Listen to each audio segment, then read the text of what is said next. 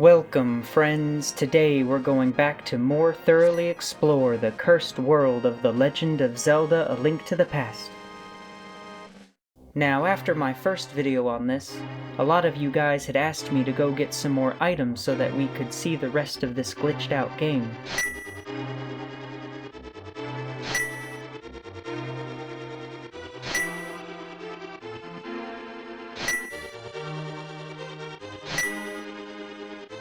And you know what?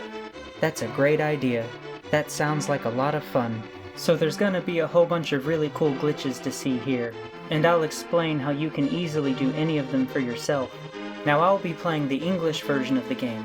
It's the one that I have, but also it's the one we all remember and grew up with. Now there's actually lots more tricks that can be done in the Japanese version of A Link to the Past, and the English one is sort of like a patched up and updated version of the game.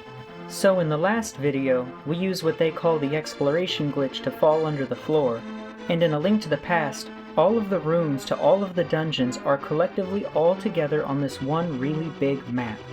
And then since we can walk through the walls when it's like this, it's simply just a matter of navigating to the Triforce, which then rolls the credits. And then when you reload your file, it starts you back up in the Dark World. And all of the sprites are jacked up. The real reason for this is the rain.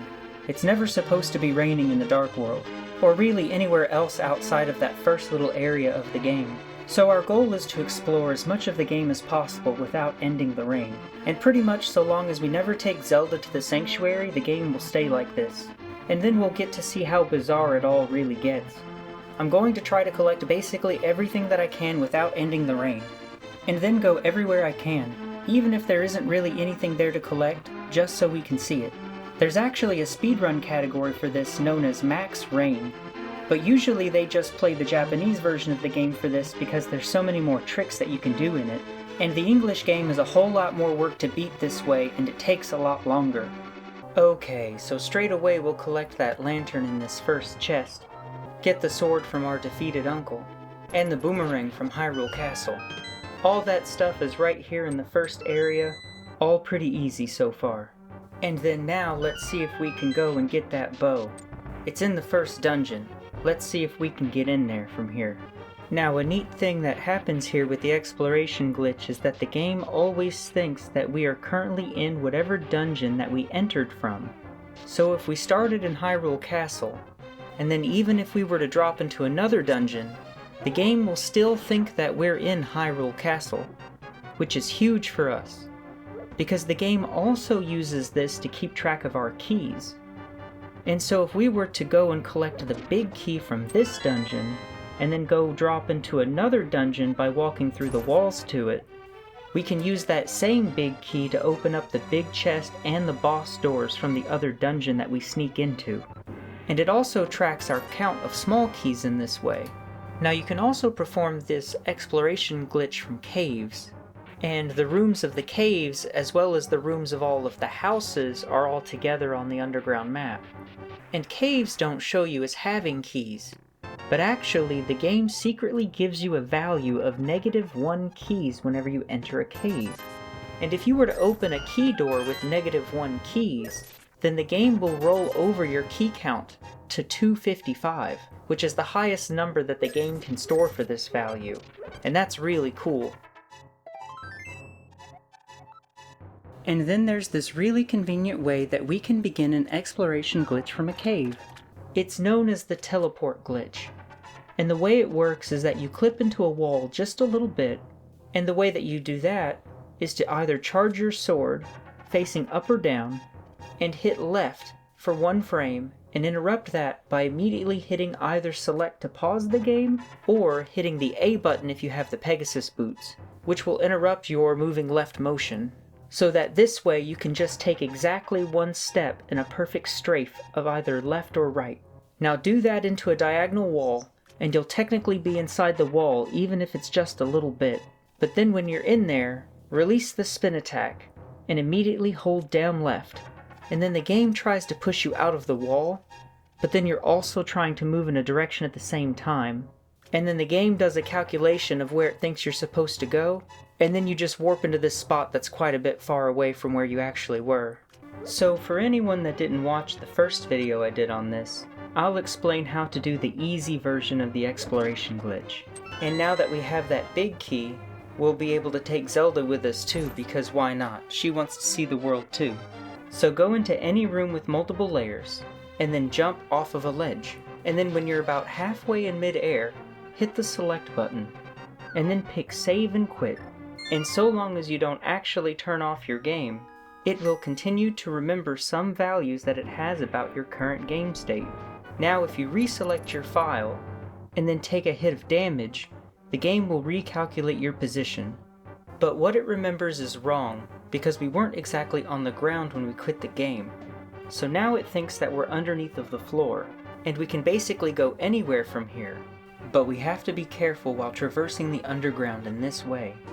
Many of the rooms just flat out crash the game, and a bunch of other rooms just instantly get you stuck. Now basically we can go anywhere we want, but the real trouble is trying to actually get above the floor again. And also we can't just drop into any room. We can only drop into rooms that have multiple layers.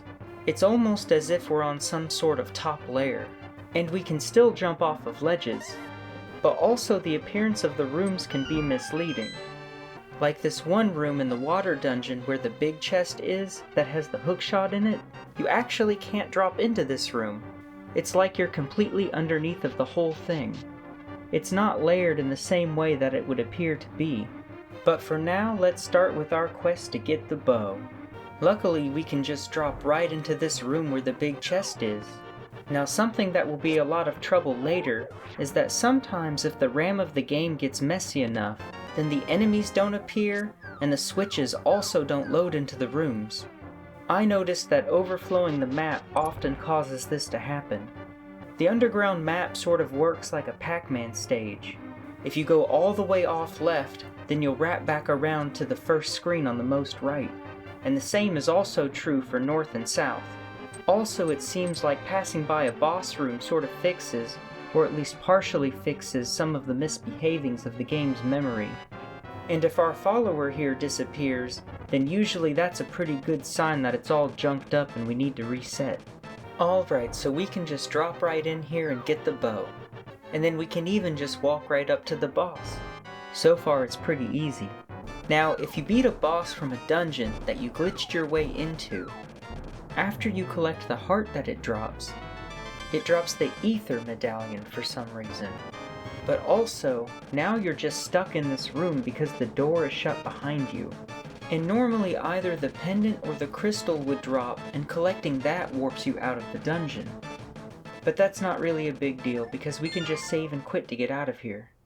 However, if you were to go back to the same boss room, except this time after having actually gone outside, and now so that you would enter the dungeon properly, the pendant would drop in the same spot. How convenient. But also, every time that you pass by a defeated boss room with the exploration glitch, it will drop yet another Ether Medallion. If you begin your exploration glitch from Hyrule Castle, that is. And this is because Hyrule Castle doesn't have a boss prize. And so then it's trying to pull for a dungeon prize, and the Ether Medallion just happens to be in the location of the game's memory that it looks for a dungeon prize from Hyrule Castle. But whatever, we'll take it. Okay, so now that we've got the pendant from this first dungeon, we can take it to that guy who will give us the Pegasus boots.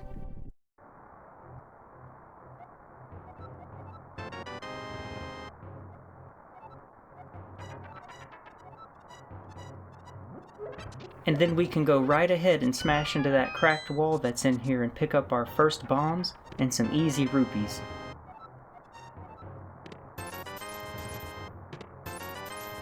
Alright, so next we'll make a trip over to the village and see what we can get.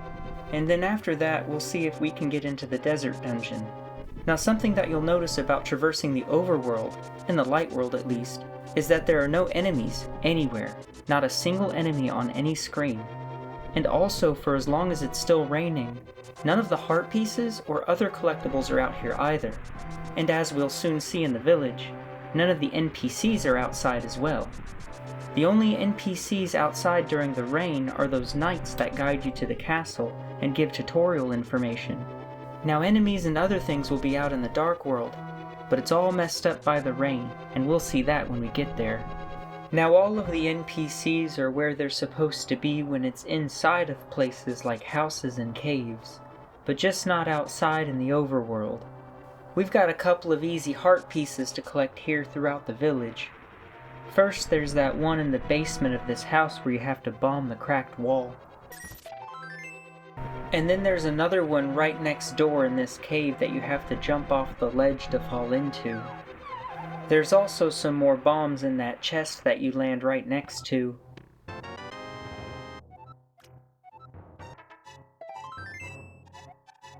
So there's that one song that plays for the first area of the game while it's raining outside. And because it's still raining, that song plays no matter where you are in the overworld, even in the village here. But for some reason, and it's really funny, that going in and out of this cave now triggers the proper track for the village to play. So the guy that sells bottles isn't available to us because the NPCs aren't showing up in the overworld, but at least there's still that one you can get by going through the back door to this long house.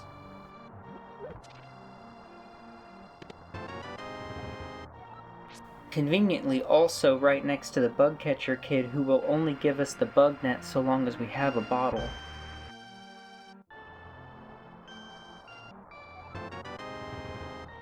Okay, so now we can go to that south section of the village and get that book from the library with the Pegasus boots. Now that house with the brothers that are fighting, you're supposed to blow up this cracked wall, and then there's supposed to be a mini-game on the other side where you race through an obstacle course to get to a heart piece. But none of the people are here, and the heart piece isn't there either.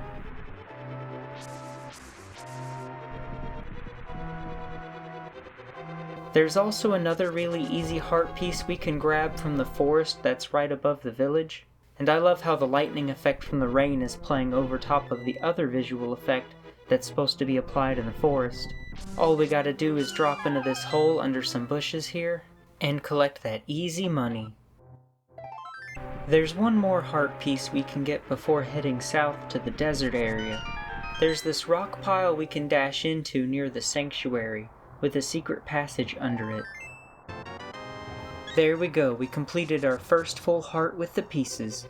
Alright, so now getting into the desert dungeon is a bit tricky. We can't get in there with the exploration glitch, because none of the rooms have multiple layers, and there's not a room that we can drop into. And then in the overworld, we've got those tutorial guards blocking us from every angle. But an odd thing happens whenever you walk up to one of these guards from behind, because you're never supposed to be able to get on the other side of them. Now what's happening here is that you're moving, but the screen isn't moving with you anymore, and then walking all the way off screen in whichever direction overflows it. So now when you go to the edge of the screen, it pushes over like it's supposed to. But now the game is displaying the graphics of one screen, but you're actually not there, you're on another screen. So the walls and the objects that are interactable to you don't match what you can see. So now you can navigate around just fine while the game is like this, so long as you don't scroll the screen in the same direction twice, or else this will happen. And when this happens, you just lose all control of the game, and you can't even pause with the select button to save and quit. So you'll just have to reset. So now if you're careful and don't scroll the screen twice in the same direction, then you should be able to navigate down to the entrance of the dam. And going inside of a place usually fixes mix-ups in the game like this that are caused by messing up the RAM. Also, if you can manage to scroll the screen enough times without breaking the game, then it will just eventually go back to normal as well, because glitches like this are caused by mixing up the RAM. Okay, so now that we're home free, we can carry on like normal now without having to worry if the game will break. So at last now we can head over to the desert dungeon. There's also a cave along the way with that other wise man in it that also has this cracked wall that we can blow up, which is hiding another heart piece. Having no enemies in the desert like this makes it really easy to traverse. Now an interesting thing is that those statues which are supposed to be blocking the entrance to the dungeon are just not there. You don't even need the Book of Medora to get in. The statues are especially odd for reasons that we'll see later. So now that we made it into the dungeon, it's all pretty straightforward from here. We've got to complete it like normal now because we've entered it properly from outside.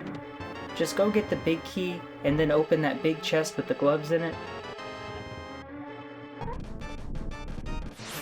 And then we can also go and take out the boss for another heart. Now this guy used to be a lot of trouble for me, but you can also hurt it with bombs, so you can damage multiple ones at the same time.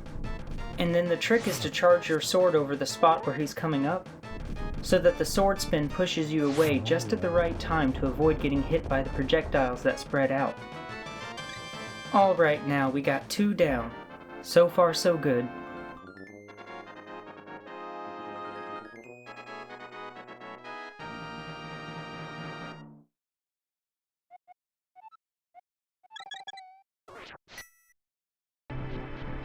Now we can also go over past the east side of the dam and walk all the way around to that cave that you can bomb open in order to find that chest with the ice rod inside. So now let's go get the moon pearl, and then we'll be able to go and explore the dark world. Also, now that we have the Pegasus boots, we can trigger the exploration glitch by dashing into a wall instead of getting hit by an enemy. You still have to do the save and quit in midair thing beforehand to set it up, of course. That very first room in the 3rd dungeon just conveniently has multiple layers in such a way that we can just drop into it, even though it really doesn't appear that it should be like this. But a funny thing happened while I was making my way over to the moon pearl. Passing this room of the ice dungeon with the spikes and the moving floor instantly puts us onto the moving floor just like normal, and now we can explore in the ice dungeon. And lucky enough, we can actually get to the big chest that's in here. And because of the way the game keeps track of our keys while we're in the exploration glitch, the game thinks that we have the big key and will let us open it. But for now, we don't have the fire rod, so we can't beat the boss yet. We'll come back to fight it later. But actually, instead of going for the moon pearl, we could go and get the mirror from the old man of the mountain first instead. However, he won't spawn in the cave he's supposed to be in if we already have Zelda following us. And the mountain goes crazy with all the visual layers it's trying to render at the same time. And that background layer with the trees can be seen over top of the foreground. Now all you gotta do is jump off of this ledge to go in the cave, and that heart piece is waiting right at the top of these stairs.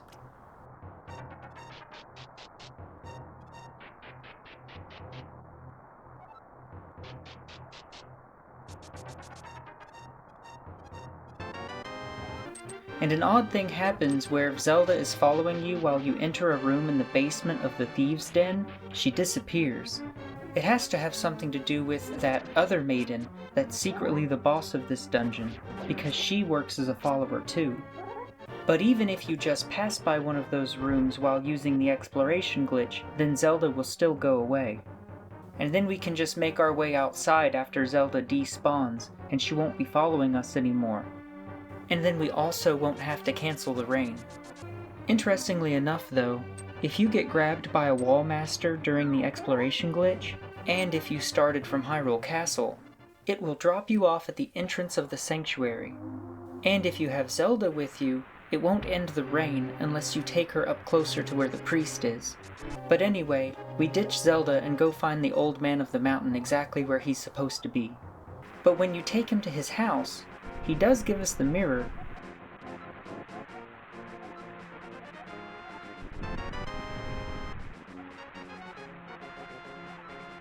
but then goes right past the door and just keeps walking on up forever. And I've tried everything I can think of to try to get this mirror from him. Even just leaving the game on for hours and hours to see if maybe he would eventually despawn and we would get control again. But it never happens. And it's so odd, because in the Japanese version of the game, you can just take him right to his cave even if it's still raining. What's funny though is that you can leave the mountain with him.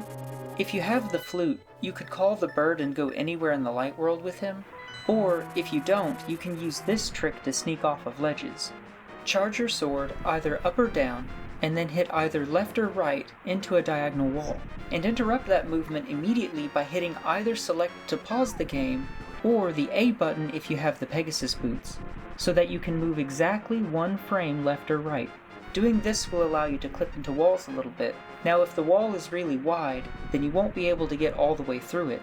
But on these skinny ledges, you can very easily get close enough to the bump that makes you do a leap off of it. Now you have to be careful with scrolling the screen in directions that it isn't normally able to transition into, because it can get the game stuck like this. But if you do it right, you can leap off of the mountain and transition the screen in this spot to be able to freely explore the light world with the old man. You could also do this same trick if you were playing the game normally and wanted to leap off of Death Mountain in order to explore other parts of the Dark World early. Now you run really slow while the old man's following you.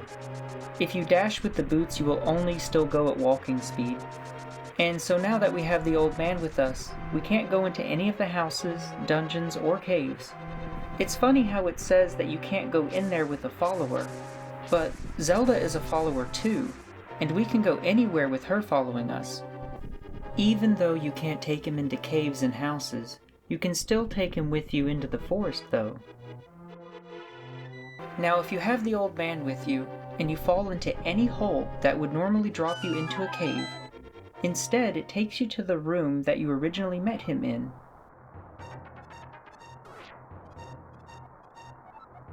And also, if you save and quit, no matter where you are, the new and only start point is at that same place.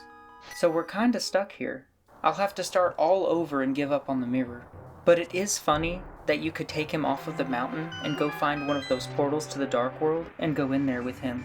And now we can have him go anywhere with us in the Dark World too, but you still can't go into any of the buildings or caves. Okay, so now let's actually go and get the Moon Pearl. You can simply drop into that first room by the entrance. And since we used the exploration glitch to get here, the game thinks that we already have the big key, so we can skip a large portion of this dungeon. And if you don't feel like going all around to fall in the holes to get the Moon Pearl, then you can use this trick they call a bomb jump. You just set a bomb and dash into a wall so that you're still in the air when the bomb goes off. The damage you take from the bomb will push you off in whatever direction you are in relation to the blast. And if you're in the air, then you can go over holes while being pushed as well. So now we got our Moon Pearl. And then we can go and beat up the boss in here for another heart, and to collect the last pendant.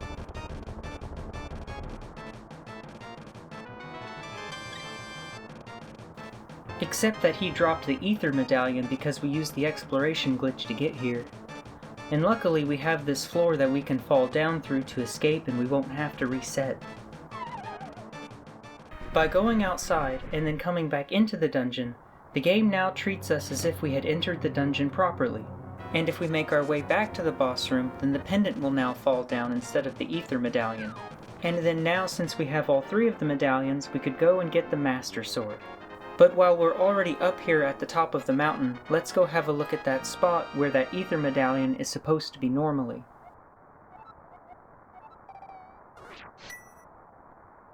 And that tablet that you would use the Book of Medora on to translate the message isn't even here, just like any of the other special objects, such as heart pieces, NPCs, or even enemies. There's also an easy heart piece that we can collect from here. Just go below the Tower of Hera, and there's a portal to the Dark World in the middle of those stones. Now right away you'll notice that the visual layers of Death Mountain and the Dark World are all messed up. We can see the lava background layer running on top of everything. And the heart piece that's right here in the Dark World would normally be in that exact same spot in the Light World. But what's happening is that all of those special objects that aren't appearing in the Light World will actually be appearing for us in the Dark World.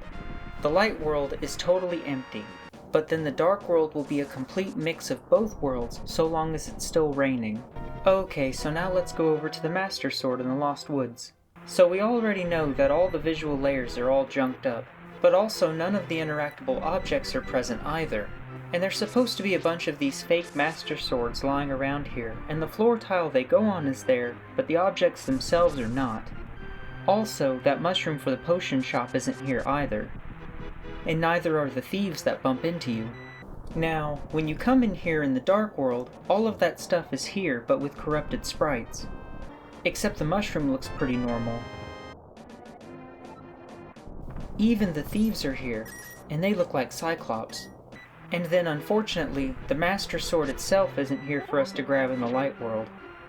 And strangely, there's also a single Dark World enemy walking around in here. It's such a shame that we can't get into this room from the Dark World. I think that this room and the place where you get the flippers don't have Dark World equivalents. And they're not on the map with all the dungeons and caves, so I think that they're probably stored in a special location in the game's memory. And I don't think that there's a way to glitch our way into them from the Dark World. So I wonder what they would look like if you were able to get there from the Dark World. Also, while we're talking about it, so long as the rain is going, King Zora won't come up in his spot to sell us the flippers, and the enemies that should be in here are all corrupted. You can also bring the old man from the mountain in here, and it looks even worse. It's not really a big deal to get the flippers, we can still complete the game without them, but it does prevent us from exploring the water dungeon. However, in the Japanese version of the game, there's a few different glitches that allow you to achieve what they call fake flippers. The easy way to do it is to just put enough sprites on screen with your items so that the game doesn't have enough RAM left to do the splash animation, which is when the game checks to see if you're allowed to swim. You can use any combination of things. 3 arrows and 2 bombs are the easiest combination, and you have to go fast before any of those arrow sprites disappear. But also you can use the block, or the boomerang, or even the magic mirror portal as well. Another really easy way to do it is to transition the screen immediately after dropping into the water. So when you splash into the water, you'll have exactly 1 frame in which you can move Link. And if that would transition the screen, then it won't kick you back out of the water. Because when you transition a screen in the water, it doesn't do a check to see if you have the flippers, it just already assumes that you should have them. But unfortunately, none of the fake flippers glitches works in the English version of the game, so we'll just have to go without. So then now it's time to start exploring the Dark World. Before going for the hammer, let's grab the red cane first. It's pretty easy to get with the exploration glitch, and it's very handy. There's a whole bunch of rooms with multiple layers and misery mire that we can drop into, but this one with the missing floor is where we're really trying to go. If the floor has started falling, you'll just have to transition the screen so it's all together when you come back around to make your dash for it. And getting the cane with the exploration glitch is really easy.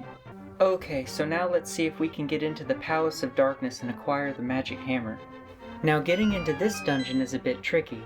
It seems to me that looking around through these rooms is highly likely to overload the RAM.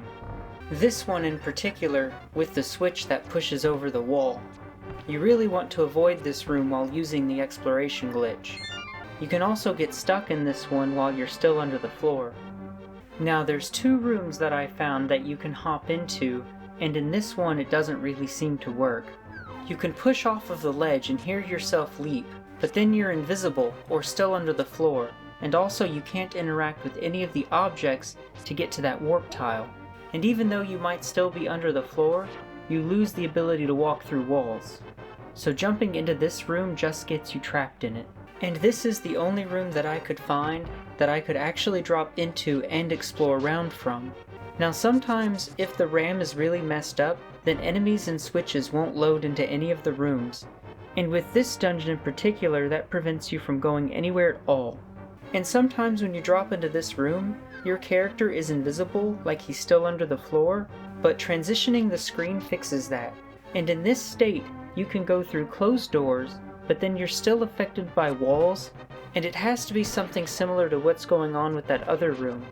However, transitioning screens will fix this state, and then if you haven't lost the switches and enemies, then you would now be able to go and explore the rest of the dungeon. It's also really odd that while you're under the floor with the exploration glitch, that no matter what room you're in, you can walk up and down stairs, as if both ends of the stairs are accessible no matter what level of the floor you're technically on.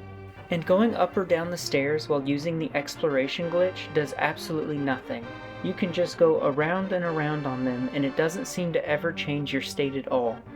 But now that we're in, we can very easily go and get the hammer from here. Now an interesting thing that I noticed is that whenever the game is displaying the wrong sprites in a dungeon because of the exploration glitch, opening and closing the map seems to fix that. Also, you can go to the exit and go outside, but because the monkey never opened the dungeon for us, we've got nowhere to go, and doing this will also reset our key count. And something that I'll note here, but it will come up again later, is that if you begin an exploration glitch from the light world, and then exit outside through a dark world dungeon, even though it will appear at first that you're in the dark world, the game never treats you like you were in the dark world, and it still actually treats us as if we're in the light world. So no matter what we try to do with this dungeon, we won't be able to escape the boss room. We can go in there and beat him, but then he will drop the ether instead of the crystal. And then we also will lose the ability to pause or select.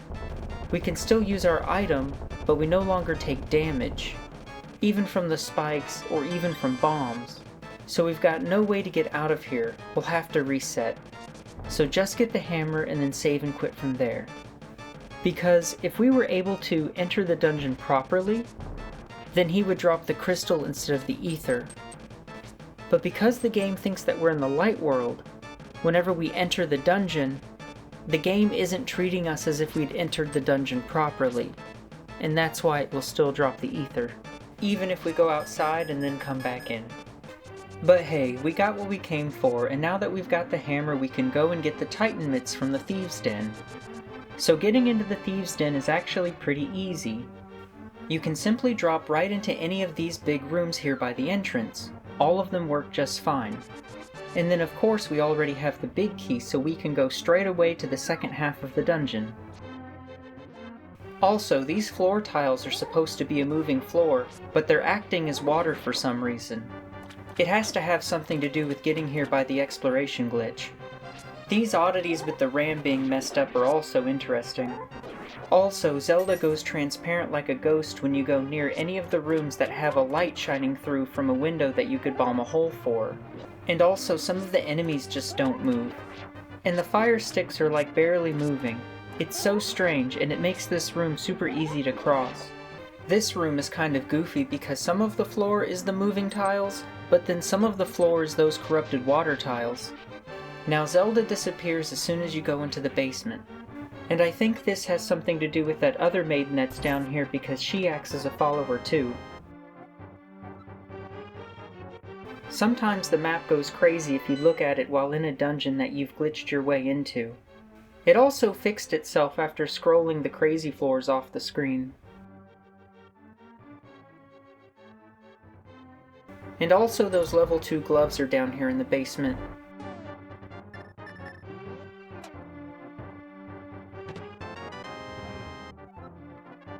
So now that we have the gloves, we can save and quit to get out of here, and our start point is still back at Hyrule Castle in Zelda's jail cell.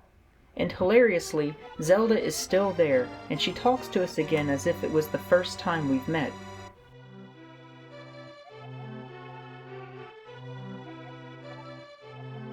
And if we wanted to, while we still had the maiden following us, we could go and fight the boss, but we'll get stuck in that room, and there's no way to complete this dungeon and actually save or escape the boss room after beating them. And that's because we've explored to a Dark World dungeon from the Light World. If we could enter the Thieves' Den from outside, then it would all work properly. But otherwise, the boss drops the ether instead of the crystal, so there's no point in us trying to beat the boss.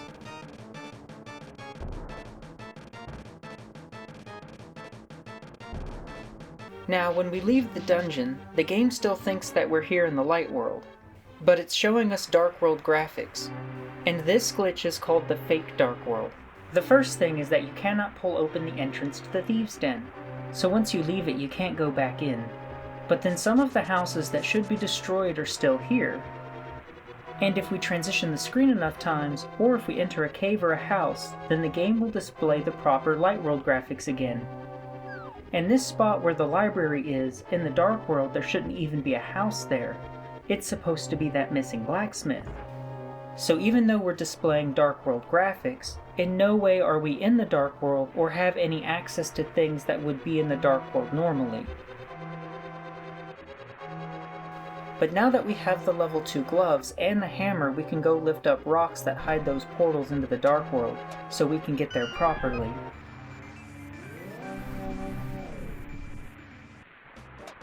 Now some things to see around in the Dark World. First off, we can get the flute now, and this whole situation just looks like a mess. But he still gives us the shovel.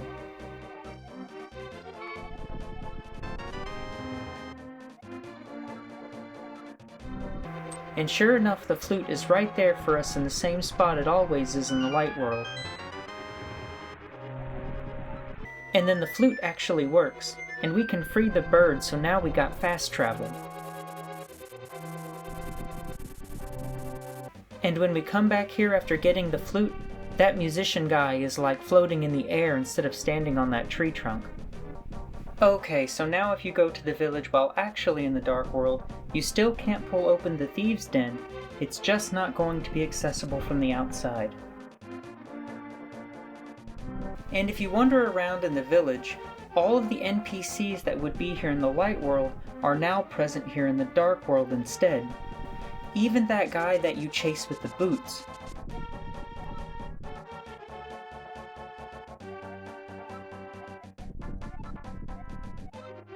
And even the people that summon those guards when you talk to them. And they still summon the guard too, even though its sprite is corrupt. Even the bottle seller is here, and if he wasn't on the other side of this wall, we could talk to him and buy it. Or at least if we could get the mirror like in the Japanese version, we could edge the portal close enough to get over the wall and to get him to talk to us. Now, if you go to where the race game is in the Light World, but in the Dark World, it still triggers the event, even though we're in the Dark World. And the heart piece for the maze game is here, although it's in a tricky place. However, we can do that teleport glitch to get it, and I'll better explain how to do that. So of course, I already said that you have to clip into a wall, by charging your sword and hitting either left or right together on the same frame as a dash or pause. And where you need to be in the wall has to be pixel perfect.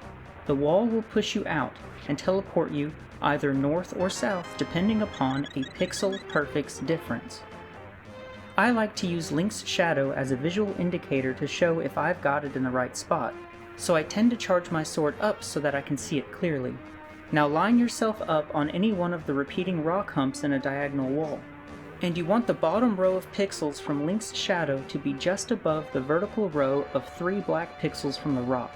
Now clip horizontally into the wall until the bottom row of Link's shadow is perfectly flush with that vertical line to make it 1 more black pixel taller. This is the visual cue for an upward teleport, and the downward teleport is just 1 more pixel left into the wall. And then now, you just need to hit down left or down right at the same time depending on if it were a diagonal left or diagonal right facing wall. In this case, it's down left. But the way that a Super Nintendo controller is makes it really hard to hit 2 different directions together on the same frame. But you can buffer those inputs by releasing the spin attack, so that they still happen simultaneously. And there we go, we just collected the seemingly impossible heart piece to get. Also, where this heart piece and the race minigame are, in the Dark World, is supposed to be a digging minigame, instead with a whole different heart piece to collect. But as we'll see, none of the special objects or NPCs that belong outside for the Dark World will ever appear. And that's also why the Thieves' Town dungeon gate won't pull open. There's another easy heart piece that we can collect, and that's from the chest game. And there's another one by the destroyed blacksmith's house if you hammer in all the pegs. But also the blue chest that follows us isn't here like it should be. And unfortunately the missing blacksmith isn't here either, so we can't get the tempered sword, or at least not like this. So what's actually happening here is that so long as the rain is going on, the game is combining both the light and dark worlds together. Everything that should be in the light world is now present in the dark world, and all of the special objects that should be in the dark world are now just completely absent.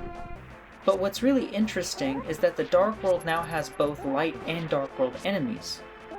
So like here by the Palace of Darkness, we got all of the usual dark world enemies that are supposed to be here, even though all their sprites are corrupt. And they're together with those statues that don't awaken until you get close enough to them, whose sprites are also corrupt. Now my favorite one is probably this crab that's under the rock who just drops rupees everywhere. He just looks like a keyhole for some reason. The potion shop has the witch here stirring her pot, except she's like stuck in the wall of this house. And it doesn't seem to be possible to get into a spot that you could trigger her taking the mushroom in order for us to get the magic powder. Except that we can do an upward teleport glitch off of this rock wall that's right below the potion shop. And it just happens to be able to clip us deep enough into the house so that we can talk to the witch and give her the mushroom. So now all we gotta do is come back to the potion shop in the light world, and that magic powder will be right there waiting for us. The catfish that normally comes up out of the water to give you a medallion never shows up no matter what you throw in here. And neither does the monkey that would open up the Palace of Darkness. The lumberjacks are here cutting their tree. It's also really odd that the tree is gone. It's just a stump, but they're still sawing away at it. And normally in the Dark World they would be gone and the tree would be a secret entrance to a cave with a heart piece. But here they are in the Dark World, all corrupted and such, with no entrance to the cave. Now, you can however go to their cave by the exploration glitch to get that heart piece. My favorite one is the guy that opens up the blue chest for another bottle. He's just all shields and the sword icon from the inventory screen. What a strange fellow he is. That's about all there is to see in the overworld. Now let's go to Skull Woods and get the fire rod. So we already saw how those fake master swords are here as whatever corrupted sprite that's supposed to be. And the bullies that belong in the light world are here as monsters in the dark world. And the usual Dark World monsters are here as well. And we can also get the mushroom while we're here because all of the special Light World objects are now appearing in the Dark World instead. Now we can just walk right into the Skull Woods dungeon and complete it like normal. You can also skip a portion of this dungeon by bomb jumping over to the big chest. And when we beat the boss, it will actually drop a crystal instead of the ether. And that's because we've entered the Dark World properly with one of those portals, so we get full credit for this one. It's funny how we can collect the crystal even though our inventory still displays pendants and doesn't show crystals in there yet. But as I'll show you later, is that if you beat the first Aghanim, after it switches the display in your inventory from pendants to crystals, it'll then show the correct crystals that you've got. So after you collect the crystal, it warps you to the front of the dungeon just like normal, except now Zelda is no longer following us. And then if you save and quit, when you reload your file, Zelda will be there again in her jail cell and will talk to you as if it was the first time you met all over again.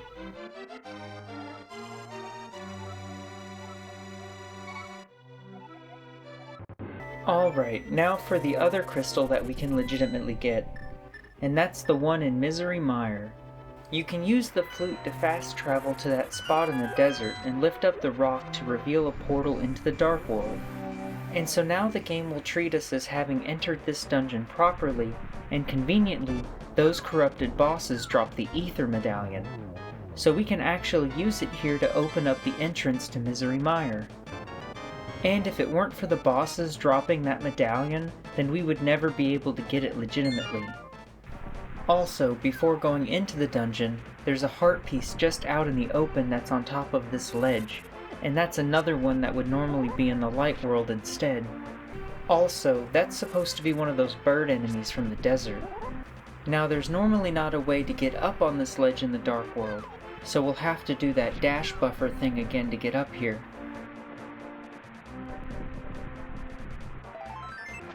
And then this little dungeon cave has another easy heart piece in it. This bizarre thing on top of that cliff here is the inscription that gives you the medallion from the desert. Now you could get up there with the teleport glitch like the way that we got that heart piece from the maze game, but I want to show you some more glitches by getting it another way later. And we also don't have the Master Sword, so we would still have to come back later for it anyway. Okay, so using the Ether Medallion to open up the dungeon also appears to end the rain, but it actually doesn't. It only looks like it does. And it doesn't affect anywhere else, and you can still even hear the sound of the rain while you're in this dungeon.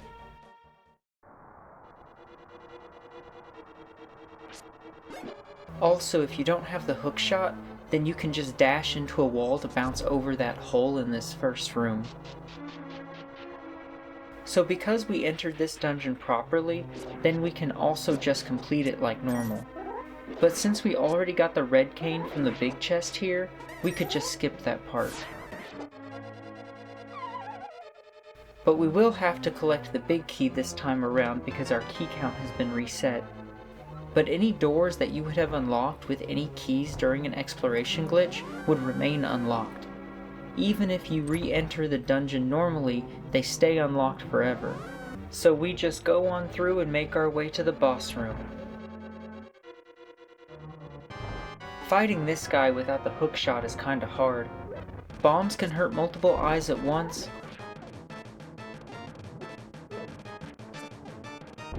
and arrows actually do a lot of damage. But anyway, after you beat it, you'll actually be able to collect another heart, and the crystal will give you a way out. Now this dungeon would be a relevant one to be able to beat because the bomb shop sells you the big bomb only if you've got the tempered sword and after you've beat both Misery Mire and the ice dungeon.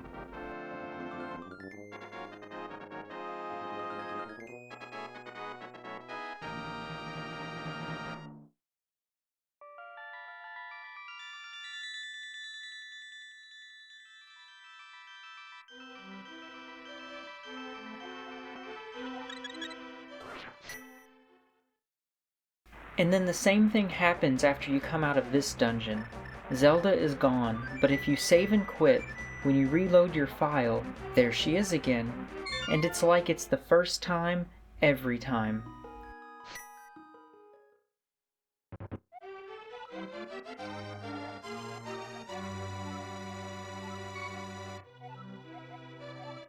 Alright, so remember that room I showed you how to cross without the hookshot? Well, I don't think we can actually get the hookshot. It would first appear that the water dungeon has many rooms with multiple layers in which we could drop into. But for some reason, almost none of them let you jump in, and you're just stuck under the floor. It's quite sad because this room with the big chest that contains the hookshot looks like it should be perfect for us to jump into, and also does the one right below it. But there's nothing you can do with them from the exploration glitch. However, it is rather funny that going up or down the stairs doesn't seem to change your state at all.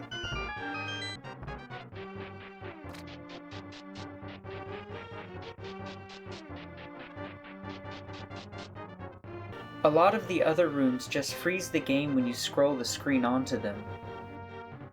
And that's also a shame because some of those look like they might be good places to drop in. And then there's some other rooms that don't freeze the game, but you just get stuck in the wall when the screen scrolls over to it.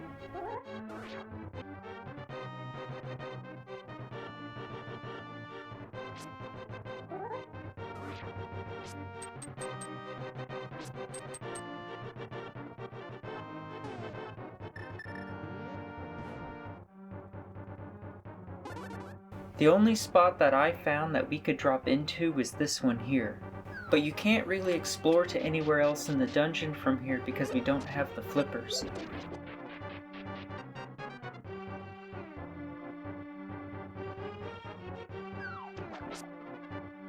And a funny thing though, is that you're supposed to have lowered the water level in the dungeon before getting to this room. So when you go to either of the rooms before this one, the water is still there, and you're like walking on the water. Now what's happening here is that you're on the lower elevation, and you can pick up the pots and even open these chests too. But if you try to go up the stairs, then you like jump into the water, and you can't get past it without the flippers. Now, with this room in the water dungeon, in the Japanese version of the game, there would be another fake flippers trick that you could do to swim onto the land. And that's because we're like jumping out of the water and onto the land. What you would do is set a bomb, and then jump so that the bomb would explode and kill you just as you hit the water. And then if you've got a fairy, you'll get revived and be swimming without the game doing a flippers check. And you remain in the swim state even after going upstairs. It only ends after taking damage from an enemy.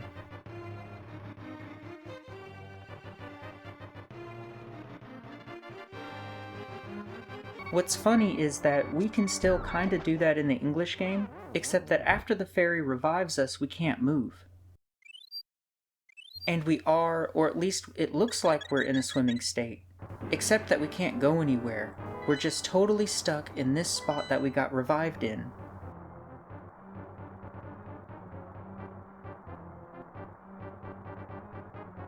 There's also this one other trick that I tried where you drink either a red or a green potion exactly on the frame that you would walk through a door, and it scrolls the screen to the next super tile up. And this room in Skull Woods is just beneath the room in the water dungeon, but it moves us to a spot that we're just stuck in.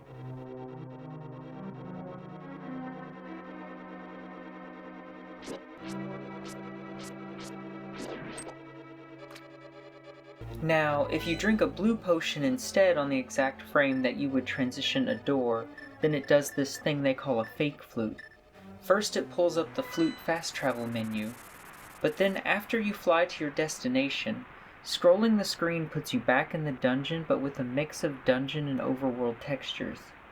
And they call this Plaid World.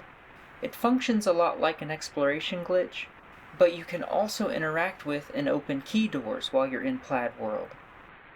There's actually a lot of cool stuff that we can do with the Plaid World, and I'll show you all of that later. However, if you fly to Death Mountain, there's a rupee tile that you can collect on as much as you want. It's a quick way to max out your rupees. While you're here, the screen will overflow in whichever direction you move in, and just be careful not to scroll the screen or else it can freeze the game. But when the screen overflows enough in a direction, just make sure that there's ground you can walk on where you would loop around to. So like that floor that was beneath me is now at the top of the screen. So now I can just loop around in that direction, and the screen won't scroll over unless you're pushing an edge. And then you can just simply save and quit to escape. So that's the fake flute, and it doesn't help us get into the water dungeon either. And of course, we also can't just enter this dungeon from the entrance because we don't have the flippers.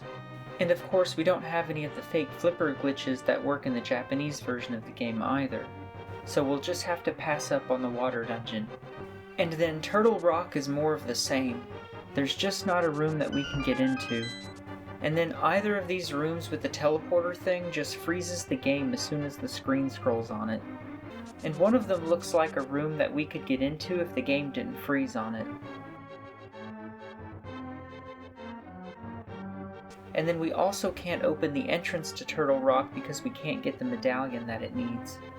So we'll have to pass up on Turtle Rock as well, but it's not really a big deal. Neither of these things will prevent us from exploring the rest of the world. While we're already here at Turtle Rock, let's go and have a look at the rest of the Dark World side of Death Mountain. So the first thing is that we got those unkillable enemies from the Light World here, except they look like Kirby's. And the boulders are falling down, and that doesn't happen in the Dark World. And the boulders are messed up sprites of those lion monsters. And look at this guy, he's like two of those lion heads, and then when it jumps, he's two blue tunics. And then these two monsters are red instead of blue.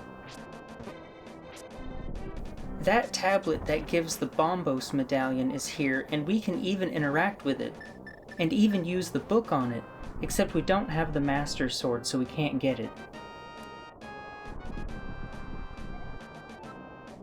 But we can, however, go and get the blue cane while we're here.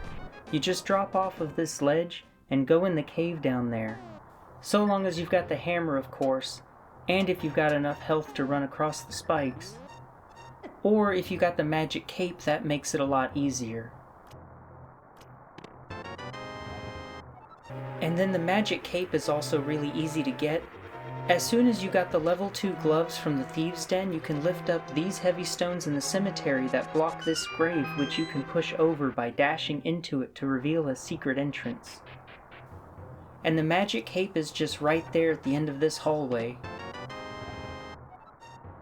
Okay, so remember when I said that we'd go back to the ice dungeon after we got the fire rod? Well, it's the last dungeon to look at, and we can get into the ice dungeon just fine. And we can very easily make our way to the boss room as well, except he'll drop the ether instead of the crystal when we beat him.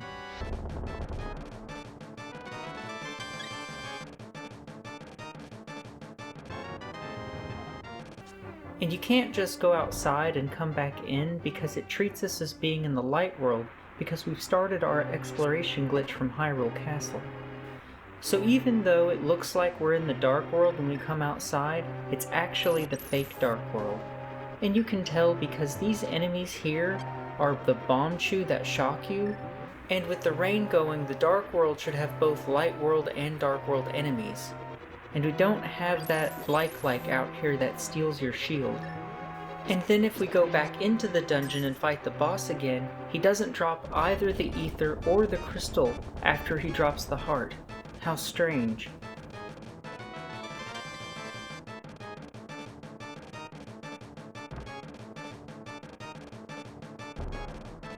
And of course we don't have the flippers, so we can't just swim over to that island in the light world where there's that portal that'll get us there properly. But if we had the mirror, there would be this mirror warp glitch we could use to get over there, where you buffer your way on top of this ledge and then scroll the screen over, then use the mirror as you scroll the screen back in the direction that you just came from. And then it transitions you to the dark world as the screen scrolls, even though normally the mirror wouldn't work that way. But it also mixes up and misplaces the screen you're on with what it's displaying, like when you talk to those Hyrule guards from behind. So then you can just walk around to where the door to the ice dungeon is without being blocked by the water and those walls, because it's mixed up the terrain from one screen with the interactable objects from the other. Now we can still get on that ledge,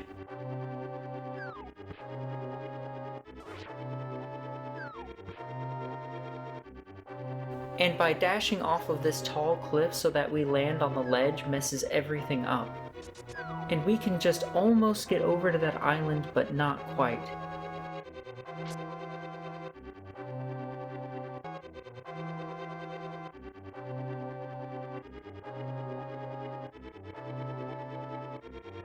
And then we can also try to talk to those Hyrule guards to go that way, but we also just can't seem to get quite far enough.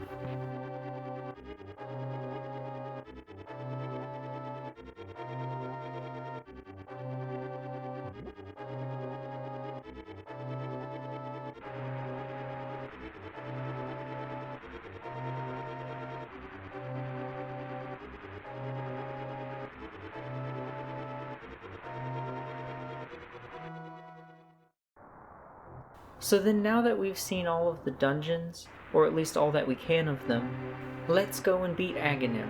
We can conveniently drop into this room that's just before his boss room.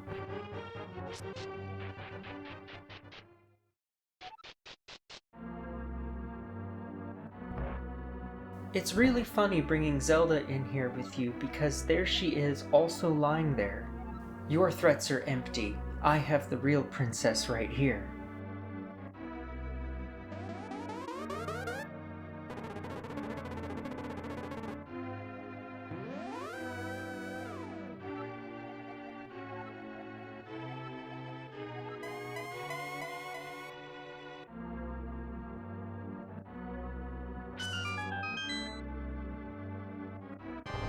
Now you already know how this fight goes. And of course we're gonna style on him with the bug net because that also reflects his attacks for some reason.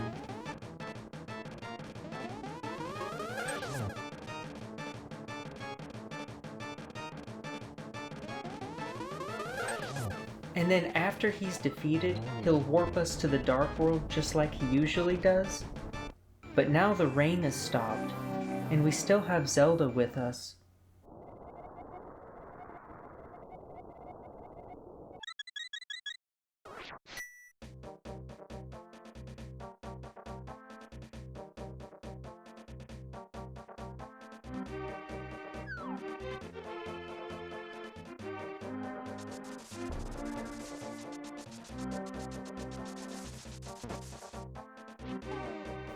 And look, the inventory is now displaying crystals instead of pendants. So now the game would all function properly from here on, so we'll just reset and pretend like we never beat the first Aghanim. Another thing that ends the reign is of course if you take Zelda back to the sanctuary. And this is kind of funny. So after you take her close enough to the altar, she walks down and to the right as if she's walking into that spot she stands in up on the altar. And then there she is, also up there on the altar, but she's also still down here by the pews. There's two Zeldas now, just like how it was in the room with Aghanim.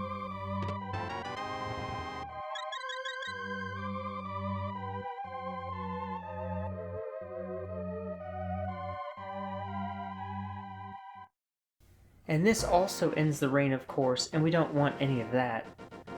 So then we'll go and beat the other Aghanim. Now usually you can't get into Aghanim's tower unless you went and got all of the crystals from the Dark World dungeons first. And luckily for us, there's this room that's right by the entrance that we can drop into. And because of the way the game keeps track of keys with the exploration glitch, we can skip a whole lot of the tower and even go straight away to Aghanim. And there's no enemies here because we got here via the exploration glitch, so we can just pass on through. And then we can skip a whole nother almost 20 rooms by using a potion warp in this room here. You just have to dash into these blocks to bounce across the gap. After we come in here, you just have to activate the potion on the exact frame that you would pass through the door. And then it skips the next room and instead takes us to the first room of the next super tile up on the dungeon/underground map, which also conveniently happens to be the last room before the boss room. And now we can go ahead and unlock the boss door because it still thinks we got the big key. But Aghanim is not here, and entering the boss room locks us out of the pause menu. So what we should do instead is unlock the door but don't go in, and then save and quit.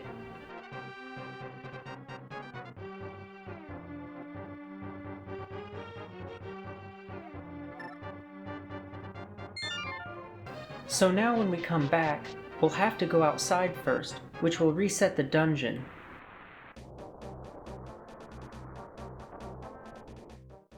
And now all of the enemies will be there. And this room that we used the potion to warp into is all normal this time, and none of the floors corrupt. Also, since we went outside, our key count is reset. And it's a good thing that we already went and unlocked all of the doors. And now when we enter the boss room, our boy Aghanim is right there waiting for us. Zelda is looking a bit ghastly in this room. There seems to be some kind of transparency layer in those rooms that have a light shining through a window. And of course, in like fashion, we'll style on him again with the bug net.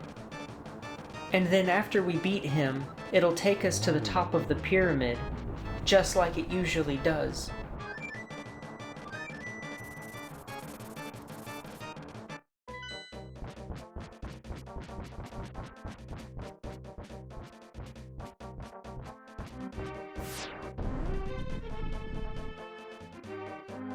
Now trying to avoid that hole is really hard with that laser going on there. I'll have to try it again.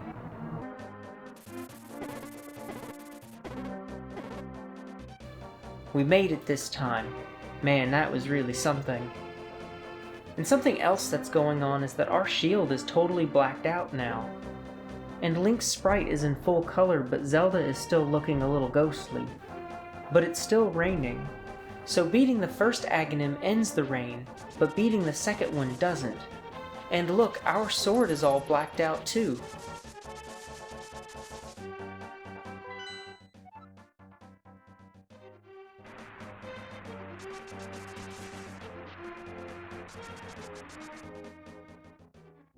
After scrolling the screen, all the enemies are gone. And it kinda looks like we're in the fake Dark World.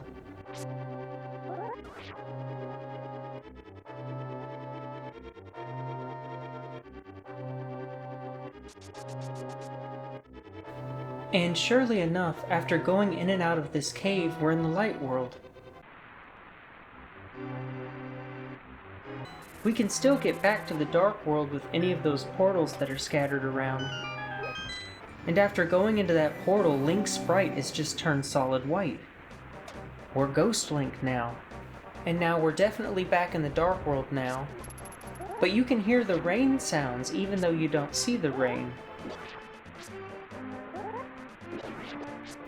However, for some reason, bringing up and closing the map will then properly display the rain effect again.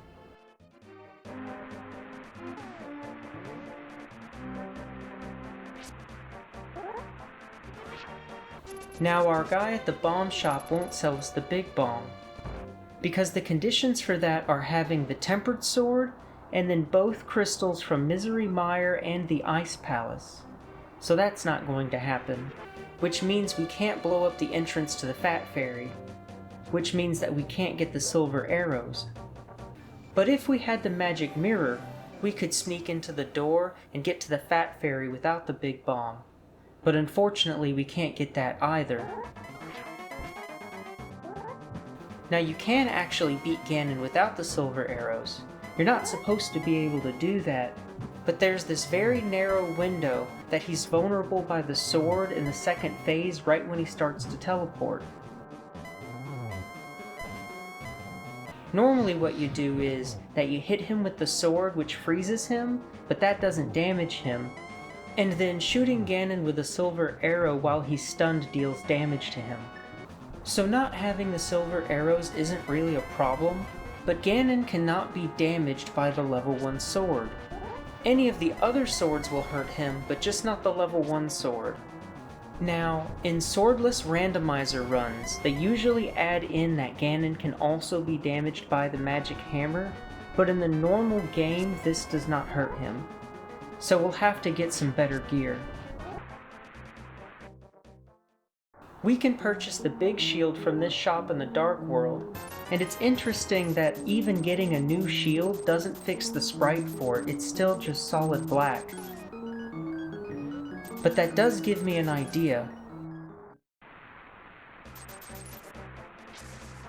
We'll just save and quit right here.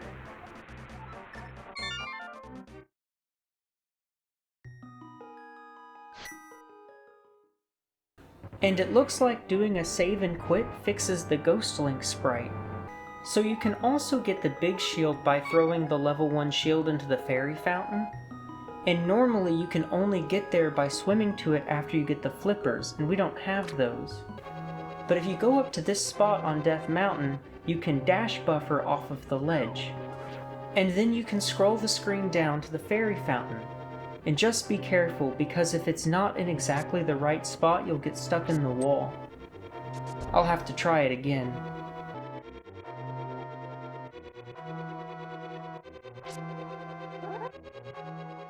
There we go, we got it, we got in there. I thought maybe since it's all corrupted, maybe we'd get lucky, but nothing out of the ordinary does anything special in here. We can, however, upgrade to the red boomerang though, and we already got the big shield, so that's about all we can do here. So getting a stronger sword is an interesting problem to solve because the Master Sword is just not there.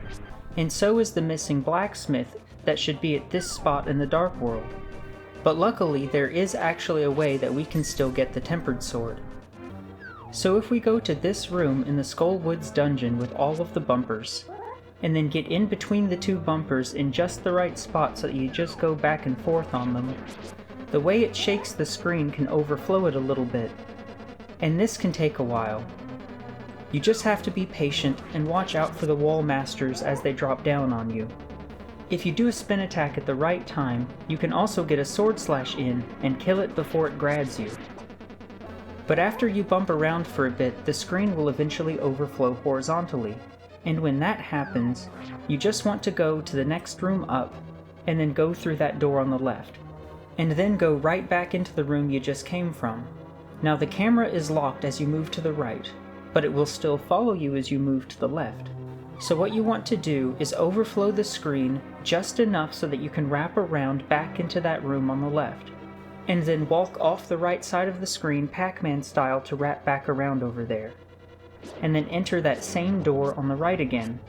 And because we wrapped the screen, it will take us to the next room over instead. And then walk over to these stairs, and trying to walk up them has Link do a leap, which will then put us in that exploration glitch state where we're under the floor. Unfortunately, we'll have to ditch the princess because we're going to take a different follower. We'll just pass by the basement of the Thieves' Town dungeon and then she'll disappear. And this will be where we part ways, because after you have a stronger sword, Zelda will no longer appear in her jail cell. Okay, so now we want to explore our way down to this cave, which is that one by the blacksmith's house. Luckily, it has multiple layers, so we can easily drop right into it. And the screen wrap thing is still going on, so it can be a bit tricky to get the room you want to be on screen. But also the room that's connected to this one works as well. Now, when we come outside, we'll be in the fake light world. We started our journey from the dark world, so we'll have a dark world state. But exiting through a door that should only be in the light world has the game display whichever light world screen it connects to. And the blacksmith's house is here, and if we enter it with the dark world state, this happens. So first off, that tunic standing there is the blacksmith. But also, because we have a dark world state, it conveniently acts as the missing blacksmith that we need. So now he'll follow us. Okay, so then we'll take him back to his friend. Now, whenever you're in either of the fake world states, scrolling the screen in any direction will then have the game properly display your world state again. So as you can see, we are in the dark world again, even though we still have some of the light world color palette and sprites for things like rocks and trees. And if we go back to that spot where the missing blacksmith guy was supposed to be originally, those rocks are there instead of the library, which is what goes there in the light world. Okay, so now we've got to get him home, except we don't have the mirror, so we'll have to do that bumper thing again. Now, what we should have done is, after we got this guy to start following us, is to go outside and use the flute. Because you can still use the flute in the fake light world. And then we want to fly over to this spot where there's a portal under this rock.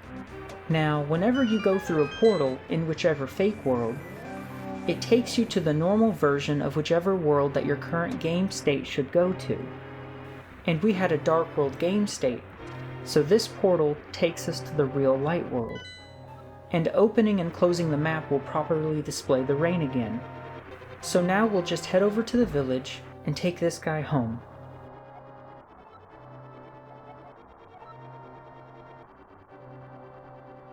And then at long last we've got our tempered sword.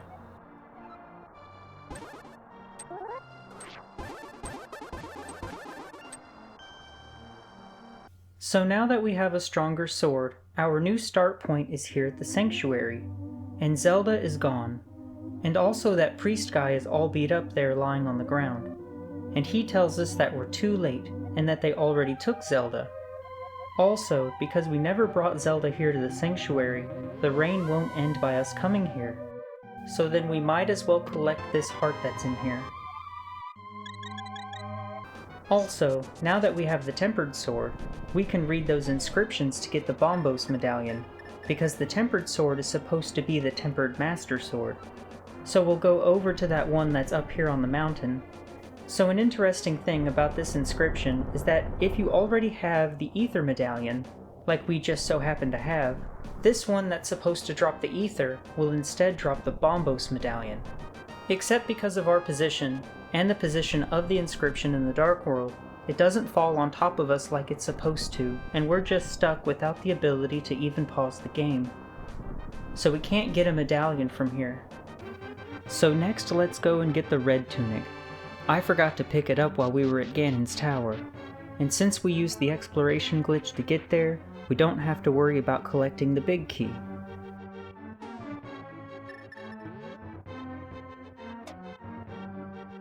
Not having the hook shot can make this room a bit tricky, but all you gotta do is dash into the blocks in order to bounce across the gaps. But be careful of the spike because it will push you off the ledge. Now when you get to the bottom of this room, bomb the switch, so that we can get down to and bomb the other switch in the next room below.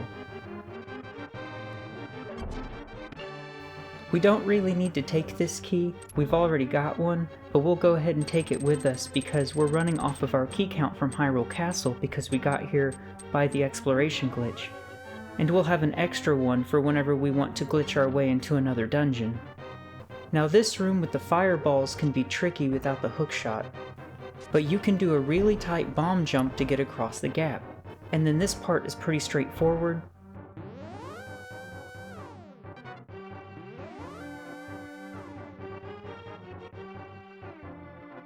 And then after we get through the maze, that big chest we need is just ahead in the next room north.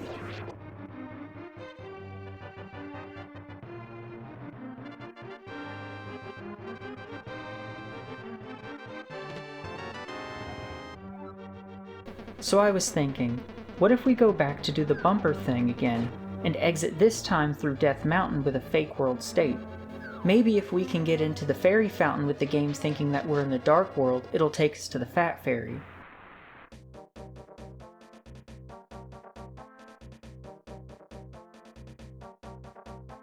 But unfortunately, the game switches off of the fake light world as soon as you scroll the screen, so we can't get there with a fake world state.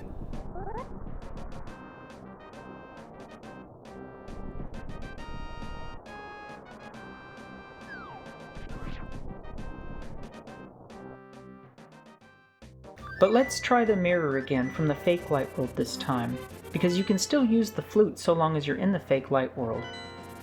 And he's still in his cave here, of course, because world states don't affect inside of places.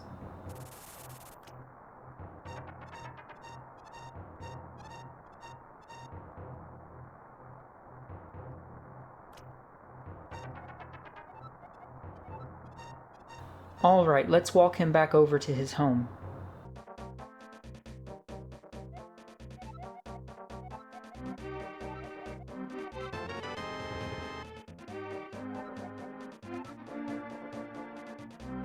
Well, well, well, this is fantastic.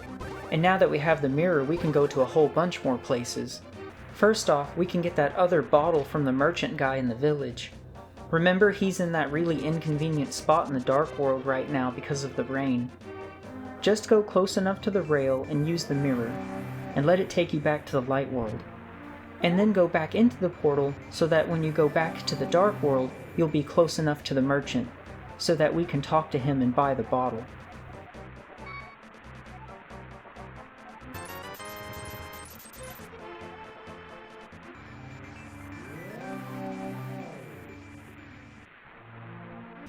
Now that we've got the mirror, we could very easily go and collect this heart piece that's in a cave up here on top of this ledge. We actually could have used a teleport glitch to get up here. I just didn't think about it until now.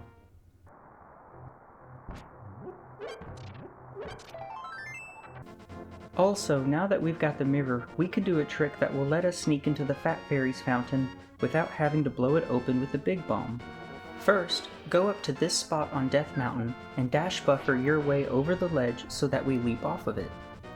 And then leap down the mountain some more so that we wrap the screen another time.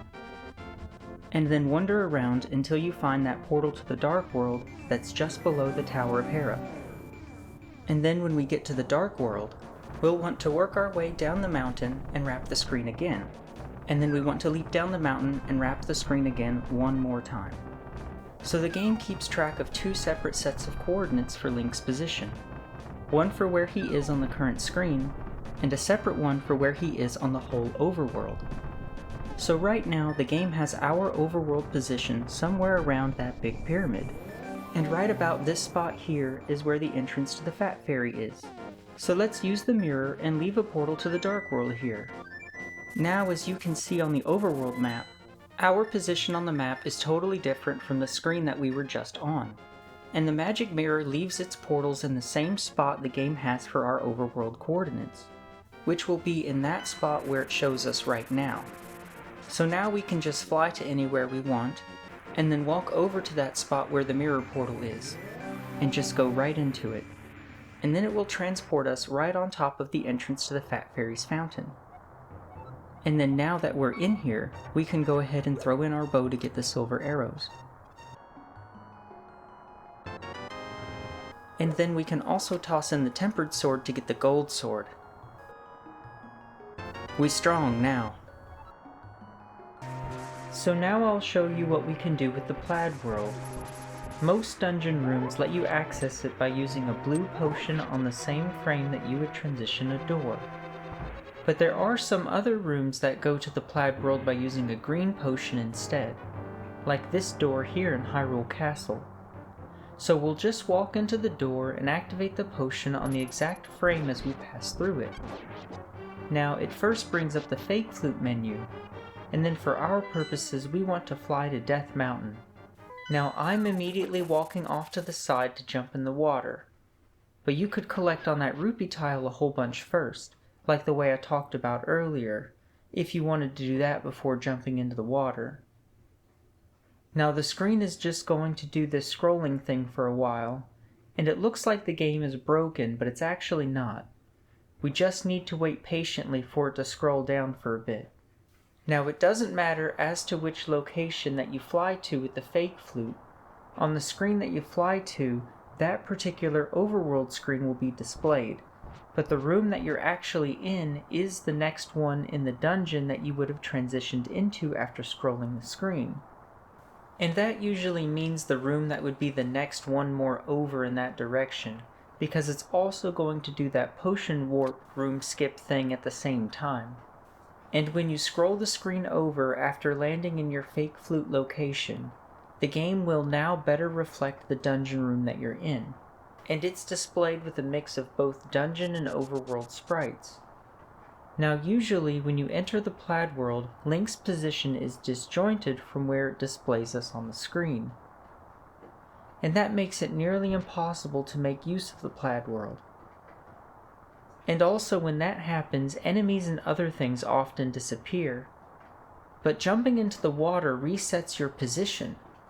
And for some reason there's water tiles on the fake flute Death Mountain, so that conveniently works out.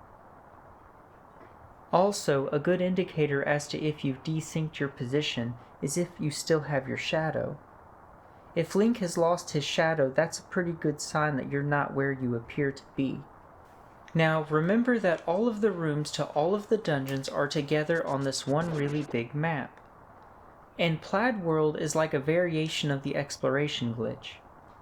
We're in a weird state of elevation, and also a lot of layers to the rooms, and some obstacles aren't working properly.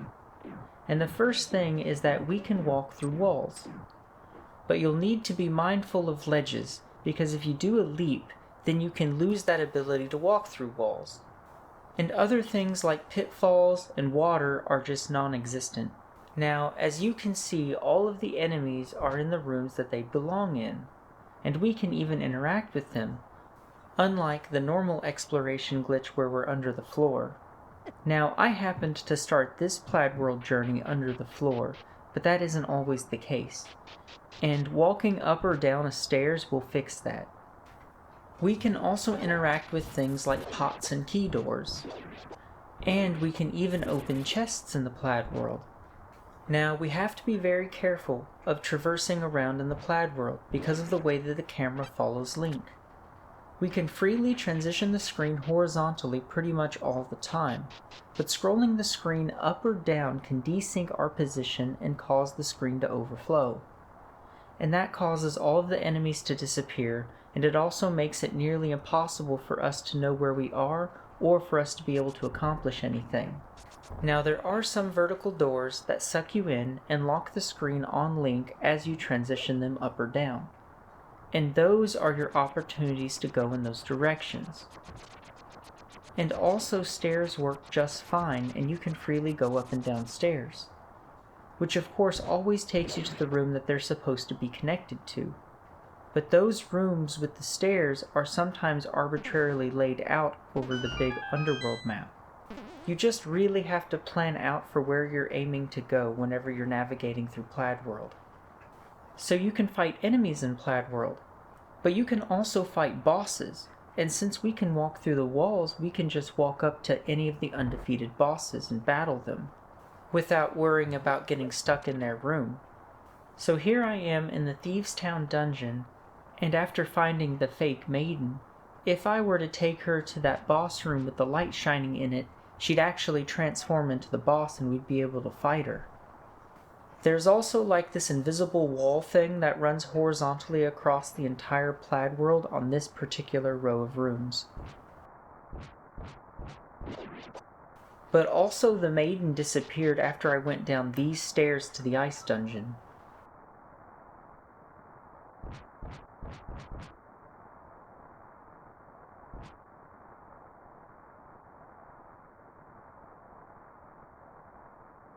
And then the first boss that I found was this one from Ganon's Tower.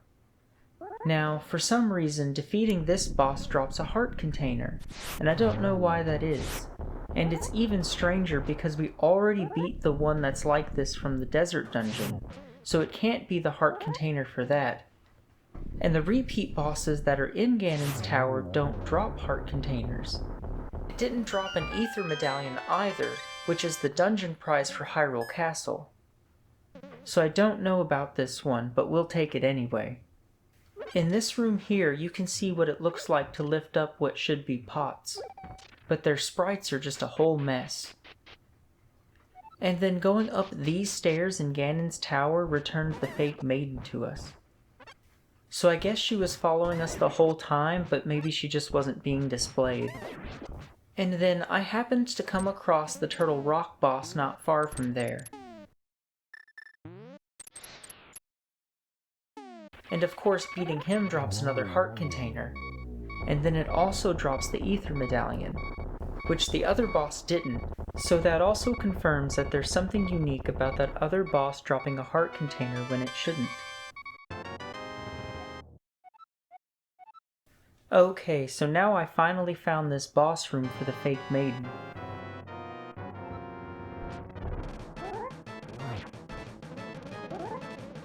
And then of course after defeating this boss it also drops another heart container, and an Ether Medallion. So that's enough of the Plaid world for now. And since we got the mirror, we can go and beat a couple of the other bosses legitimately now. But first, there's another easy heart piece in the desert that we can collect with the mirror. It's up here on a ledge in the most top right corner of the desert under this rock. And then I'll show you how we can get that Bombos medallion. Now, you could do a teleport glitch to get up there, but you could also get up there with this more complicated trick. First, we want to start an exploration glitch from the Dark World, like the way that I showed you with the bumpers thing earlier, and then exit anywhere through a light world exit so that you'd be in the fake light world. And then you can still use the flute while you're in the fake light world. And so we'll use it to fly over to that desert/swamp area. And then once we're here, we'll walk over to this ledge and dash buffer our way into it so that we can leap up there. And whenever you scroll the screen in a fake world state, it will then properly display the screen for whichever world that matches your state after the transition, which in this case will take us to the real Dark World, because we currently have a Dark World game state having started our exploration glitch from there. And then now we can just walk on over to that corrupted inscription thing and use the book on it to translate the message. And lucky enough, this one drops the medallion right on top of us. I also really appreciate how the screen is all junked up for just that one spot where we transitioned back from the fake light world. Also, after collecting the medallion from that inscription, when we go back to the other inscription that's up on top of the mountain, it's destroyed now. And that's fair because we already have the Ether Medallion, which is the medallion that this one is supposed to drop anyway. But it's just interesting that the game doesn't do a check for this until after the other one gets destroyed first. Okay, so now let's go and collect the crystal from the boss of the Ice Palace. And because we have the mirror, we can get in there with a proper state. So first off, our only real way to get into the Ice Palace to begin with is with an exploration glitch. And then after we work our way over there to that room with the moving floor, we'll then navigate our way through the dungeon to get to the entrance and go outside. And then once we're outside, we can use the mirror. And you can use the mirror in the fake dark world, but not in the fake light world. Kind of like how you can use the flute in the fake light world, but not in the fake dark world. And then going through any portal from the fake dark world will take you to the real one. And at long last we can enter the Ice Palace with a proper game state. So now we'll just make our way down to the boss room and fight it. And then just as you would expect, when it's defeated, it drops a heart container and the crystal.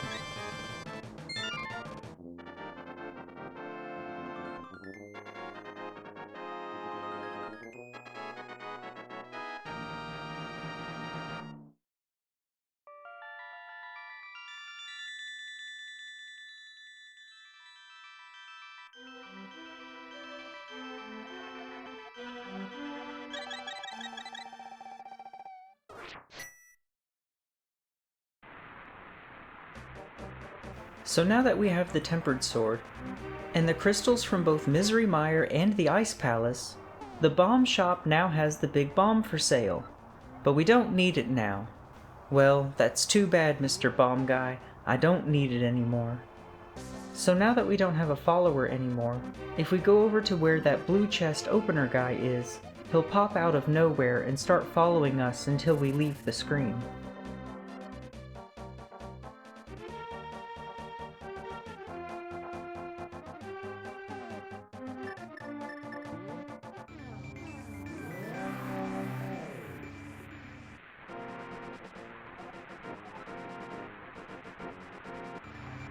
And his sprite is still a mix of sword and shields until he starts following you. And of course, he shouldn't normally be in the Dark World, but he is because of the rain. Now, I already showed you how to teleport Glitch into the witch and give her the mushroom, so that we could then collect the magic powder. This is just at that spot in the run that I happened to do it. And then after we got that, we could take the magic powder to this cave near the blacksmith's house, and use it on this thing here to call out that demon who will curse us with half magic.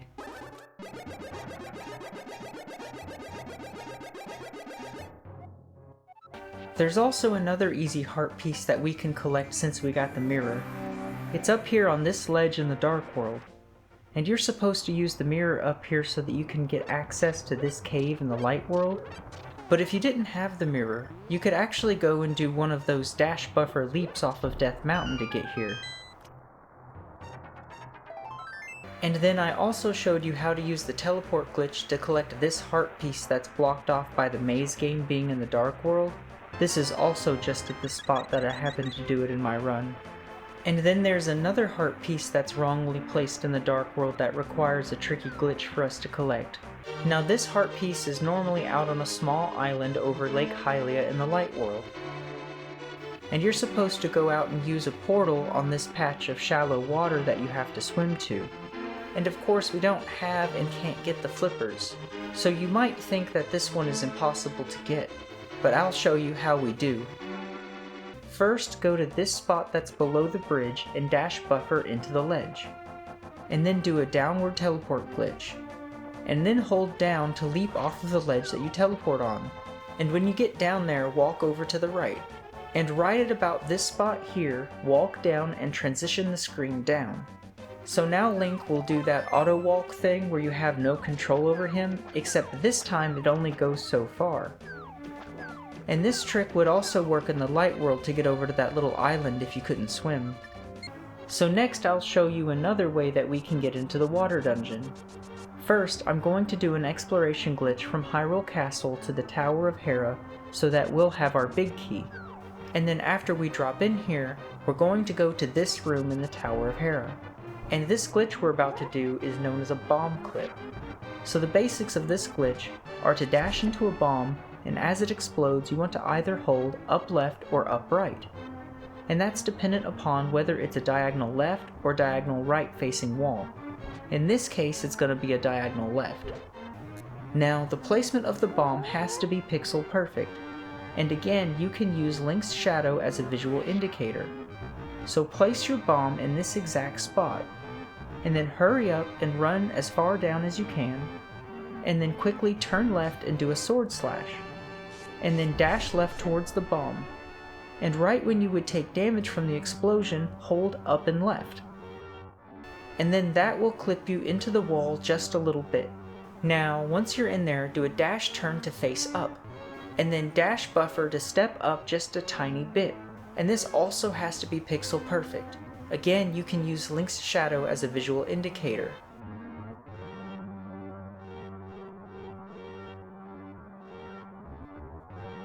And then once you're in this exact position, do a sword slash and hold down and left. This sword slash is so that we can buffer those inputs together, because it can be very difficult to hit two directional inputs together on the same frame with a controller. And then that first sword slash we did is to prevent the bomb from clipping you into a bad spot in the wall.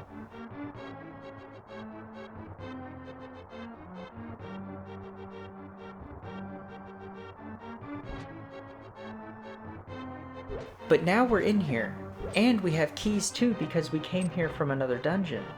Now the first thing that I'm going to do is blow this cracked wall open, and then do a potion warp through it, but from the other side. Now we can't collect the crystal from the boss because we don't have the proper dungeon ID for this dungeon. We started our exploration glitch from Hyrule Castle, so we'll have to leave and come back.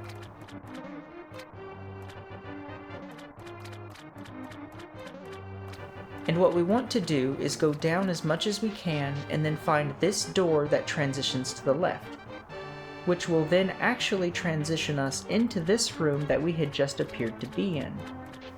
And now that we're finally here, we can just walk over and collect the long-awaited hookshot. But now that we have the hookshot, we can do another trick that will allow us to go through some walls.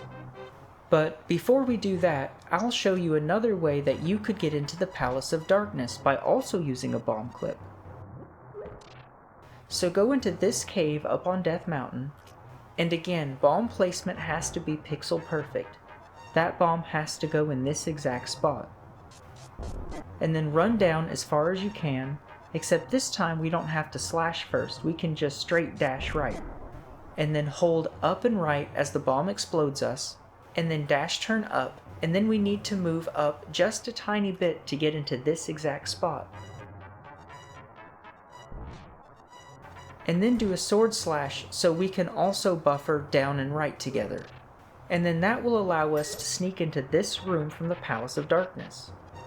So now, because we have the mirror, we'll be able to do what we did at the Ice Palace.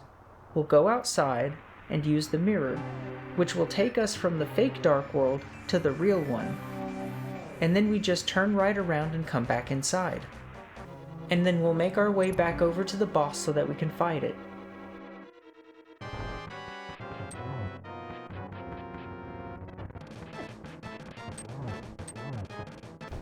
And this time when it goes down, it'll drop the heart container and the crystal this time instead of the medallion. Now we're going to get all of the crystals, and I know we've pretty much broken the game to get this far, but we're about to go even crazier after this.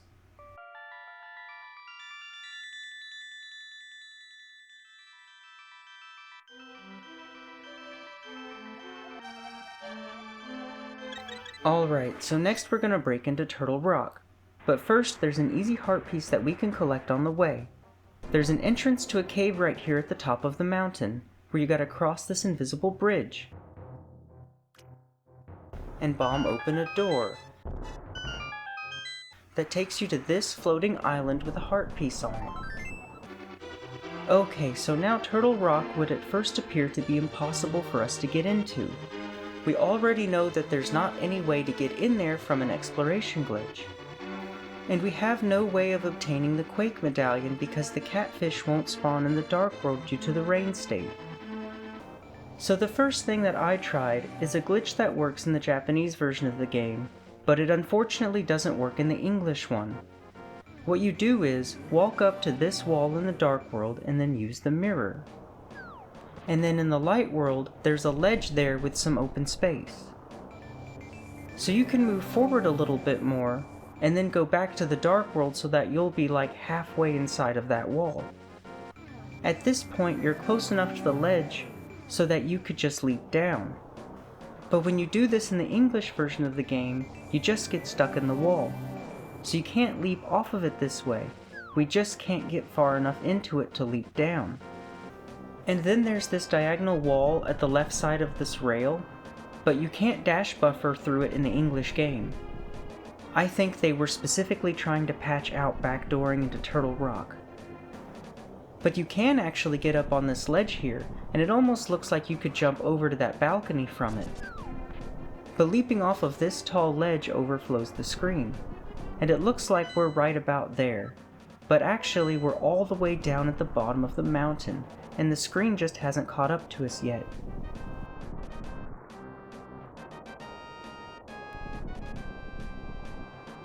But maybe we could use a teleport glitch to reach the front entrance of the dungeon without opening it. There is a diagonal ledge down there after all, and we can actually clip into it. But we just can't seem to get into the right spot. And even using the mirror to make a portal doesn't quite get us close enough. But it is close though.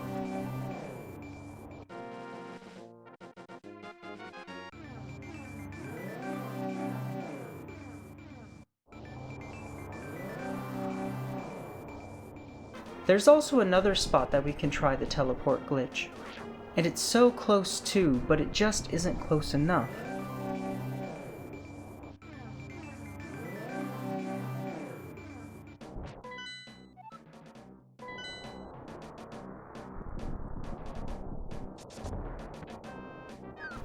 Now there's a lot of suspicious ledges around on Death Mountain, and surely there has to be some way that we can wrap the screen in order to reach any one of the multiple back doors to Turtle Rock.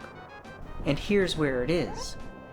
Now this all goes by really quick, so I'm going to slow it down as I explain it.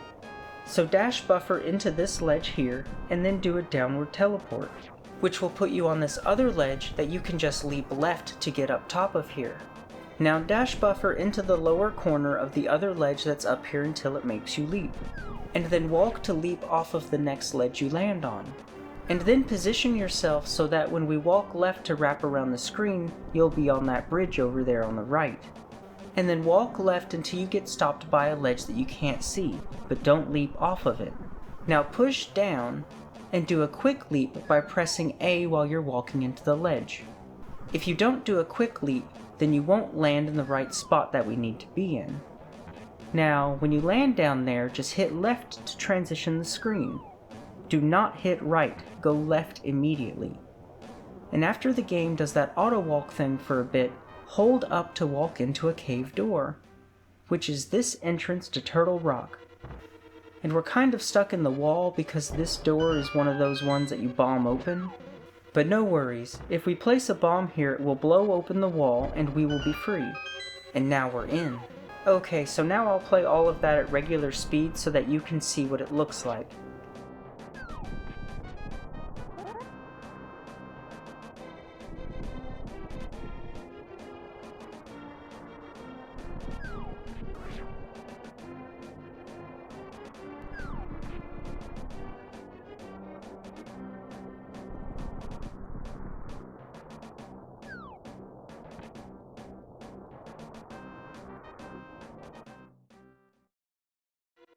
Now, since we entered this dungeon through a door, we'll have the proper dungeon ID for Turtle Rock, which means that we'll be able to collect the crystal. But it also means that we'll have to collect keys and actually complete the dungeon to where we want to go. But also, starting in this backdoor entrance means that we can skip a large portion of the dungeon. Now, the first place that we want to go is not far from where we started. We want to get outside to this balcony on the side of the mountain. And then we'll be able to use the mirror and collect a heart piece that's in a cave up here in the light world.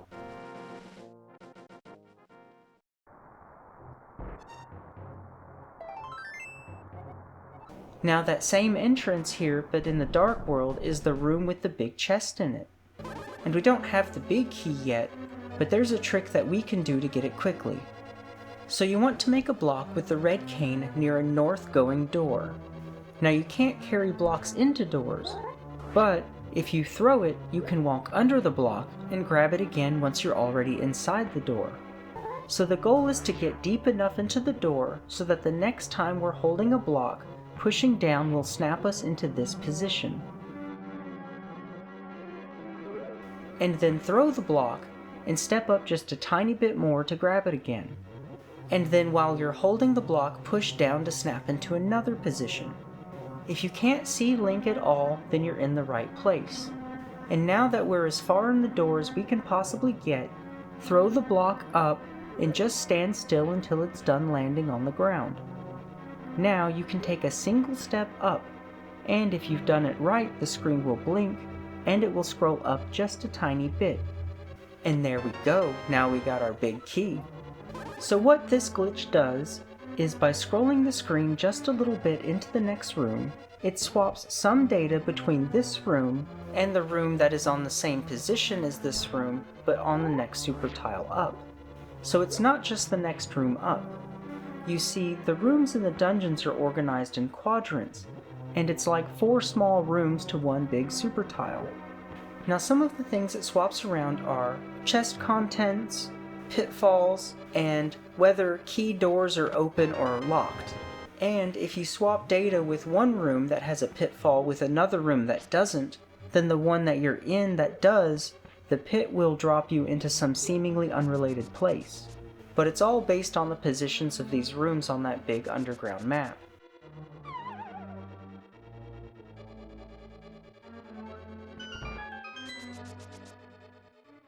Okay, so now that we got our big key, if we use the mirror, it will reset the dungeon and we will still have our big key. And the big chest is right there ready for us. And now we've got the mirror shield. Alright, so now the last thing is to just work our way over to the boss room. And remember, we already defeated it in the Plaid world. And the game remembers when bosses have been defeated. And we also already collected the heart container that it drops. So now, when we enter the boss room for Turtle Rock, the crystal drops with no resistance at all.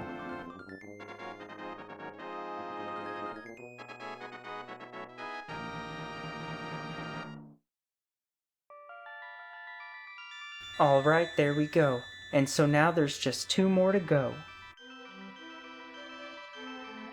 I appreciate your coming so far to rescue me. As I thought, you are the legendary hero. I have felt this since the first time we met. Do you mean the very first time, or like all 3 first times? May the way of the hero lead to the Triforce. I could have had that Triforce in like 3 minutes. Don't worry, we just having fun with it.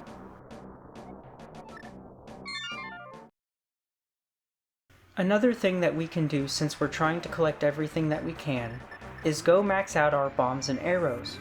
And since we have the mirror, we can use the exploration glitch to get into the Ice Palace, which will let us get to this island without being able to swim. And so all we gotta do now is go throw a bunch of money into this fountain. Every 100 that you throw in gives you a maximum increase of either 5 bombs or 5 arrows, up to a maximum of 50 bombs and 70 arrows.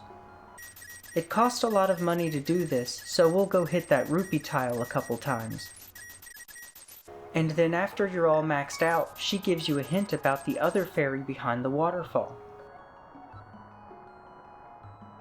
Alright, so next we're going to collect the crystal for the Thieves' Town dungeon. Now we already know that there is absolutely no way to enter the Thieves' Town dungeon properly. However, there is a way that we can trick the game into providing us the crystal.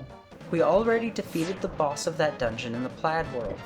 So now all we need to do is figure out how to get it to drop the crystal instead of the ether. So the Ether Medallion is the dungeon prize for Hyrule Castle. So we just need to spawn a dungeon prize with the proper dungeon ID.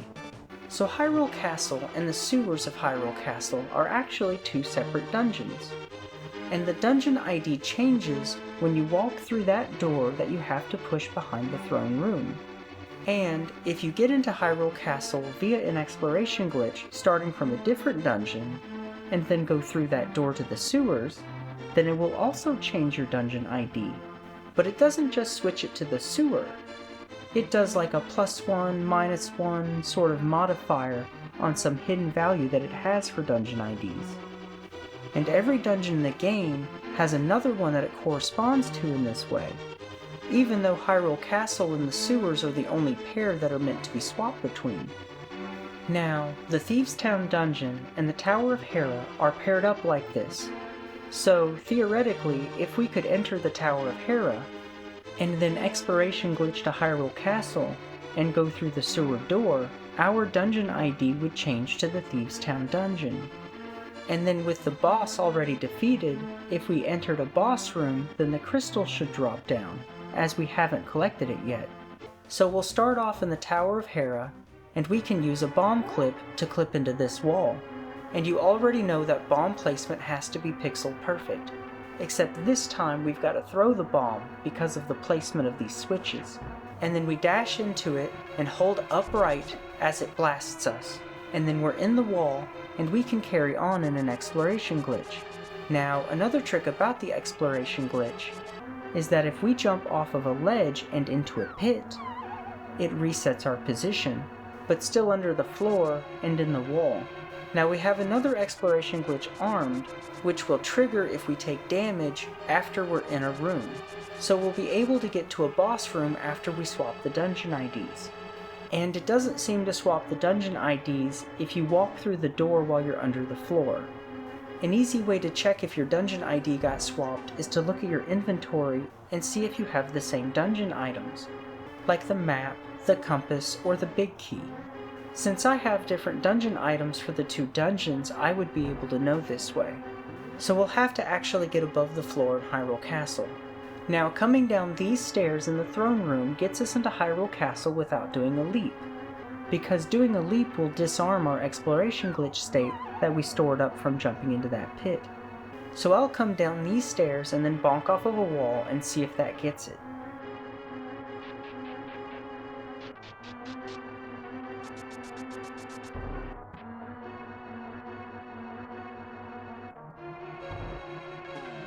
Nope, but it was worth a try. So it would seem that for sure we have to transition through the sewer door while above the ground. But we have a problem to solve because Zelda is already gone, and it's too bad that I didn't think to push that door over back when I had the chance.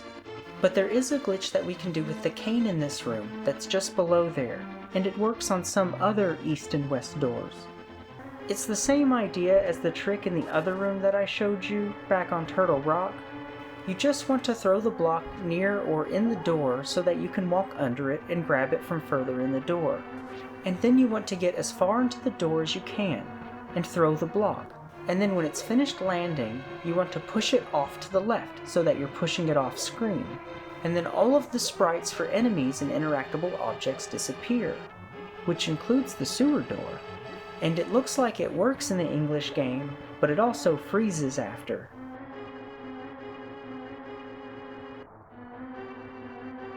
So this kinda sucks. We'll have to find another way around it. Now, there is another way that we can delete the sewer door, or at least make the game treat it as an unlocked door. So kinda like that trick we did with the block and the door back at Turtle Rock, we're going to swap data between this room that's in the Tower of Hera and that first room in the sewers. Now, this door was a big key door that we already opened, and I'm hoping that we'll be able to give that sewer door this opened key door status. So we're going to do that potion warp trick with a red potion going through this door twice. After the first one, we're going to back up a little bit, which will overflow the screen some, and then go through it again and activate the potion on the same frame that we transition the door. And you'll know that we did it right if we still appear to be in the same room, because if we didn't overflow the screen the right amount, the second potion warp would take us to the first room in the next super tile down, which in this case is that first room in the sewers. Okay, so now we'll save and quit out, because key door statuses are saved, and if it worked, it will be permanently unlocked. Alright, let's start back at the Tower of Hera once more, and go to this other room that's upstairs. And we're going to do a bomb clip into that diagonal wall. As you already know, bomb placement has to be perfect. Place that bomb exactly here, and then dash towards the bomb and hold upright as the bomb explodes. And then slowly rotate your position around like this so that we can get the rest of the way through the wall. Now, the way that this room is with the one that's just below it doesn't begin an exploration glitch, but it instead just pushes us on into the next room down, in which case is that room in the sewers that we need to get to.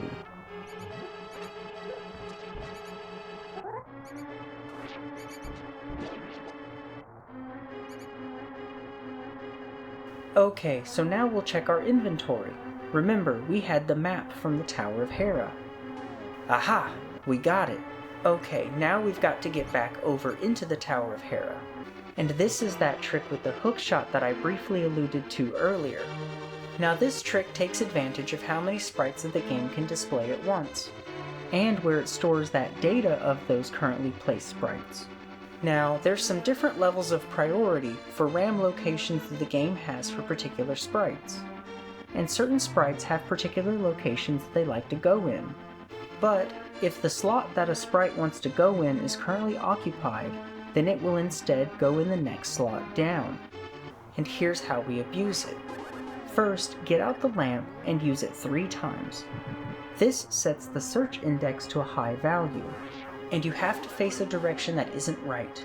Spam the lamp while facing up, down, or left. And now we have a high value search index. And this is important because whenever a sprite wants to load into a slot that's full, the search index will determine where it goes, and by setting a high value for the search index, we can get all these sprites to load into specific memory slots. After we've set a high search index, get out the red cane, and then charge the sword up and wait for it to fully charge. We need to wait for that fireball sprite at the tip of the sword to go away. So now that we just have the sparkles going, place a block while the sword is still charging. Then explode the block and make a dust by tapping the A button, and immediately place another block while all of those sprites are still on the screen. We need the 4 fireballs from the exploding block, the dust cloud, and the sparkles from the sword all on the screen at the same time when the new block comes in. And the sprite data for this block will be placed in a slot in the RAM that it's not supposed to go in, because all of the spots that it would like to go in are full. And you'll know if you've got it right, because you can just walk through this block, but you can also still pick it up. And sometimes it's invisible, and you can check that by trying to pick it up. Okay, so after we've got this misslotted block placed, next we want to let go of our sword charge. And we're going to place another block while there's a dust cloud on screen. So tap A to create a dust cloud, and lay down another block while the dust is still on the screen. Now if we got it right, then we'll have 2 blocks on screen, which normally isn't possible. If we didn't time it correct, then the other block would disappear. And don't forget to check if that other block is just invisible. Sometimes it'll look like it's gone, but it's actually not. Okay, now we want to position for where we want to go. So the position of that misslotted block doesn't really matter, but I need this regular one to go right about here. And then face in the direction that you want to go, and explode the block, and immediately do a sword slash to make a sword beam. Now, if the sword beam came out together with all 4 of those fireballs still on the screen, then that sword beam will be misslotted into the slot where the game looks to read for how far and for what direction the hookshot pushes Link to. Okay, so now we'll walk over to where this pot is and get out the hookshot. And then pause buffer a whole bunch while the hookshot is firing. Pause buffering a whole bunch allows us to get more out of that value that we misslotted, which will allow us to go further. And the hookshot will actually even push us through walls. And now we're back in the Tower of Hera. Except this time we have the dungeon ID of the Thieves' Town dungeon. So we'll just go up to where the boss room is,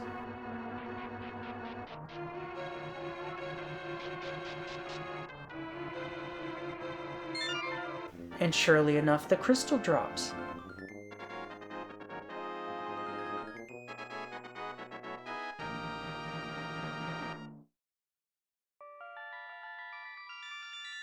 But unfortunately, the game freezes when you pick up the crystal, and it never transitions over to that FX animation with the maiden in it. Okay, I have another idea. After we do the whole dungeon ID swap thing and hookshot back over into the Tower of Hera, we can begin an exploration glitch by bomb clipping into this wall like I showed you earlier. And then we'll just explore over to the Thieves' Town dungeon, and go to the boss room in there. Maybe if we collect the crystal while it's in its proper room, then hopefully the game won't freeze. Alright, there's the crystal. Moment of truth.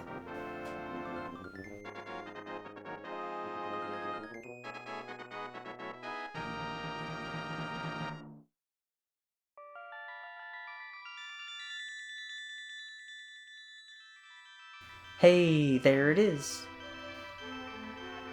Alright, now there's just one more to go.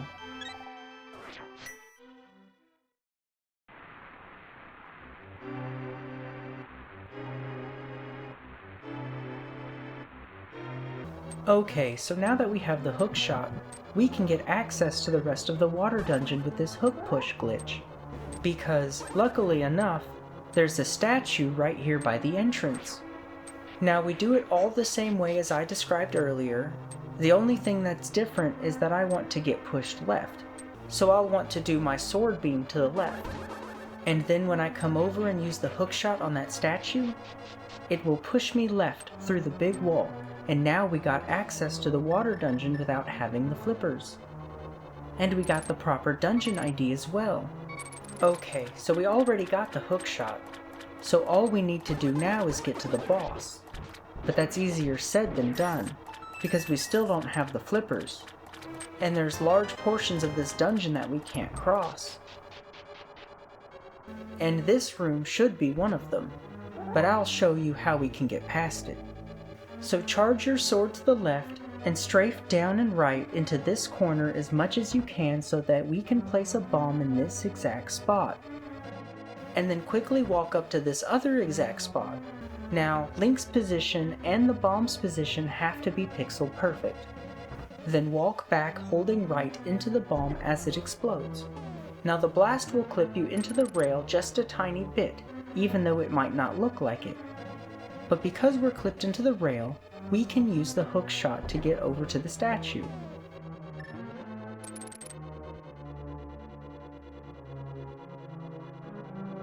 Okay, so how can we get into that boss room? Well, theoretically, we could potion warp to there from this room here. But we can't just straight do it. We have to overflow the screen a little bit first. Any way that we could do it would work, but this door in particular sucks you in whenever you get close to it. Now some doors let you walk all the way up to the edge of the screen before you transition, but this one sucks you in from a large distance before you even walk under the door. However, you can stop the pull by grabbing a bomb. A block won't work because we can't walk through it, and we also can't grab it before it's too late. And by using the bombs this way, I can get all the way as far back into the door as possible. But it's not overflowing the screen. And if I do the potion warp thing from here without overflowing the screen, it only takes me to that water room. It's not quite far enough. And then we're also just stuck in the wall. So that's not going to work. However, maybe we can get to the boss through Plaid World. We're already in the water dungeon, and Plaid World sort of begins in the room where the potion warp would take you. Now, the fake flute glitch doesn't work on every door in the dungeons. And then a bunch that it does work on send you to a spot that you get stuck in before you can even transition into the Plaid World. But I did find one right here that works.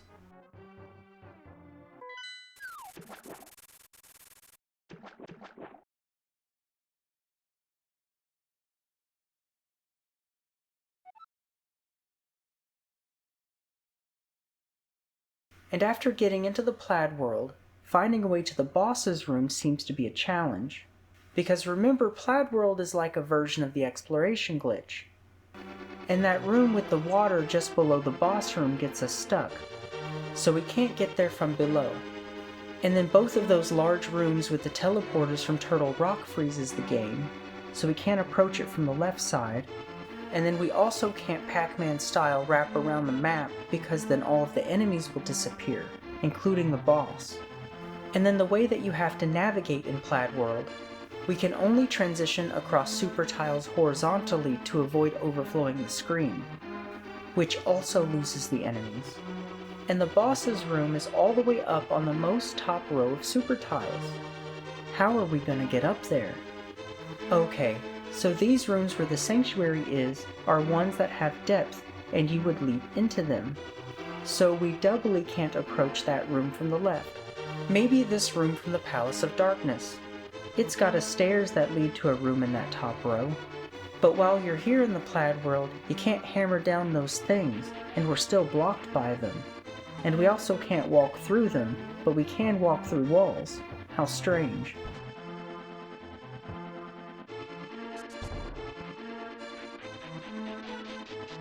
Now, Aghanim's boss room leads into that top row, and boss rooms lock the camera on you when you transition through them, so we won't overflow the screen. So that gets us into the next super tile up, but this room isn't letting us walk through the walls like you normally can in Plaid World.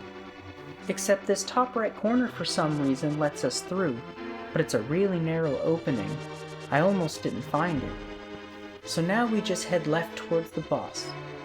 Except this entrance room to Ganon's tower is a room with depth and we have to leap into it. And this room also won't let us walk around the edges of it. As soon as we get close to it, it forces us to leap in. So there's no going around this room, we have to jump into it. But there is also a ledge with stairs up here that we can jump up into to begin a new exploration glitch. Like the way that I showed you with that bumpers glitch.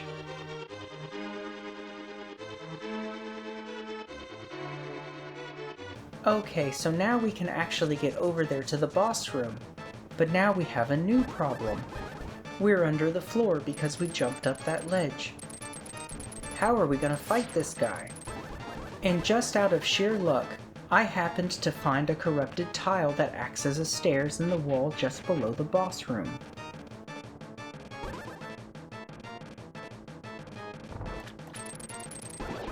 Look, now we got water going around us. And we can actually interact with the boss. Alright, let's take him out.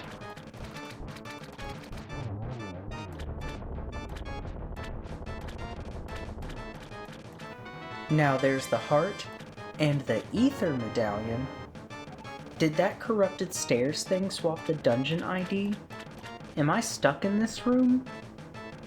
Okay, so now this is gonna be even more complicated than it already is. So we'll have to break into the water dungeon with the dungeon ID of whatever it swaps with. And Swamp Palace swaps dungeon IDs with Hyrule Castle Tower. Now that's the one where you fight the first Aghanim. So first we'll arm an exploration glitch by doing that save and quit in midair thing. And then luckily enough, the very first room in Hyrule Castle Tower works as a place to activate it.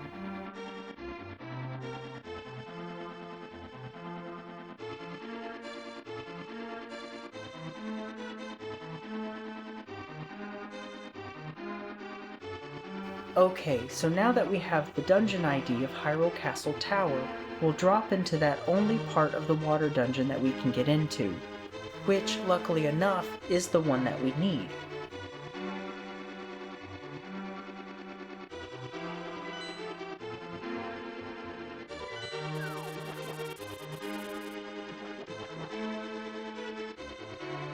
And then we'll go back to Plaid World from here. And then go all the way back around to the boss room. Okay, now let's do the thing and get back above the floor. And what do you know? That corrupted wall tile acting as stairs actually swaps the dungeon ID. Isn't that something?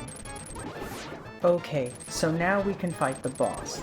For real this time. I love how the floor of the room is just black.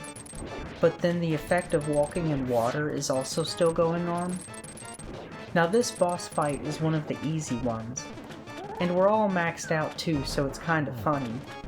It's because this dungeon was the trickiest one to break into, so that's why I did it last. But there we go. Alright, let's see. And the crystal? I really hope this doesn't freeze the game.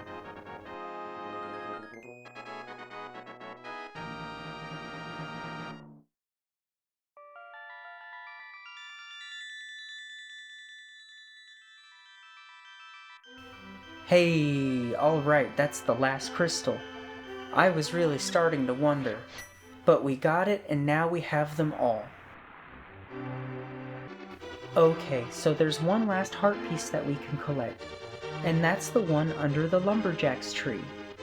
Now, because of the rain state, that tree will never become a secret entrance. And the way that those rooms are in the cave, they don't let us get in there with an exploration glitch. It's a lot like that room in the water dungeon with the big chest, where it looks like you should be able to drop into it, but you can't. So we'll have to get there from Plaid World. I'm going to start Plaid World from the Old Man of the Mountain's house because it's really close to there on the big underground map.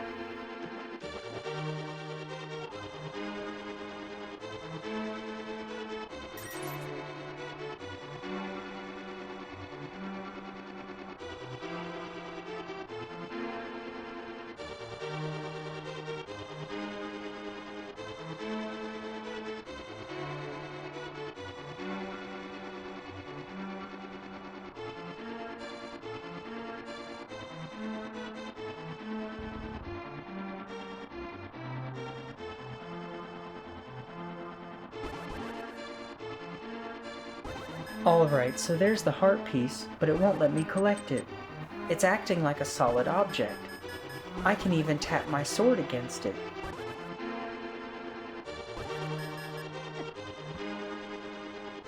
There's also like this corrupted floor tile that's behaving as a spike or something that damages us. Oh, well there we go. I guess somehow taking damage from that spike allowed us to get the heart piece in some way. I don't know exactly what's happening there, but we'll take it, because this maxes out our hearts. Now we have max hearts. But we actually didn't collect all of the heart pieces. There's a handful of heart pieces that are outside in the dark world that won't appear so long as it's raining. And the only reason that we were able to get max hearts is because that duplicate boss from Ganon's tower that we found in Plaid World dropped a heart container for some reason. If it wasn't for that, then we'd be one heart short. And now we have everything that we could possibly collect without ending the rain. And we've gone and seen all there is to see in this cursed game. And our inventory is looking pretty full, but there just isn't a way that I can think of to get the Quake Medallion. And if anyone knows how to do it, please share that in the comments. And now the only thing left to do is to fight Ganon. And beating him now is no problem. But I'm still going to style on him by not using the silver arrows. And there's one more trick that I can show you before it's all over. So in the last phase of the fight, you can only damage him while both of the torches are lit. And before they go out for the first time, if you relight the torch on the left before the one on the right goes out, then the torch on the right will never go out, and it will permanently stay lit. So then you only have to relight the one torch on the left from time to time throughout the last phase of the fight. And with that, we're at the end of our journey. And in the next room is the Triforce. And we earned it this time.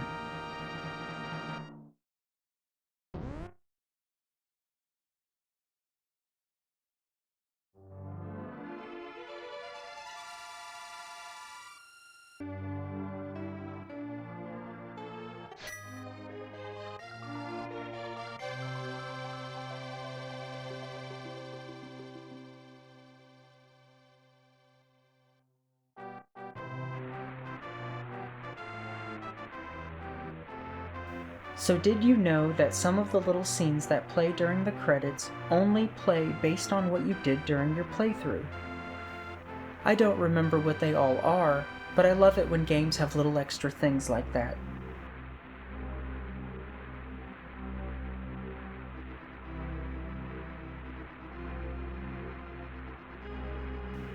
At long, long last, all is said is done. We saved Hyrule, but now it will reign forever. Should've got those flippers.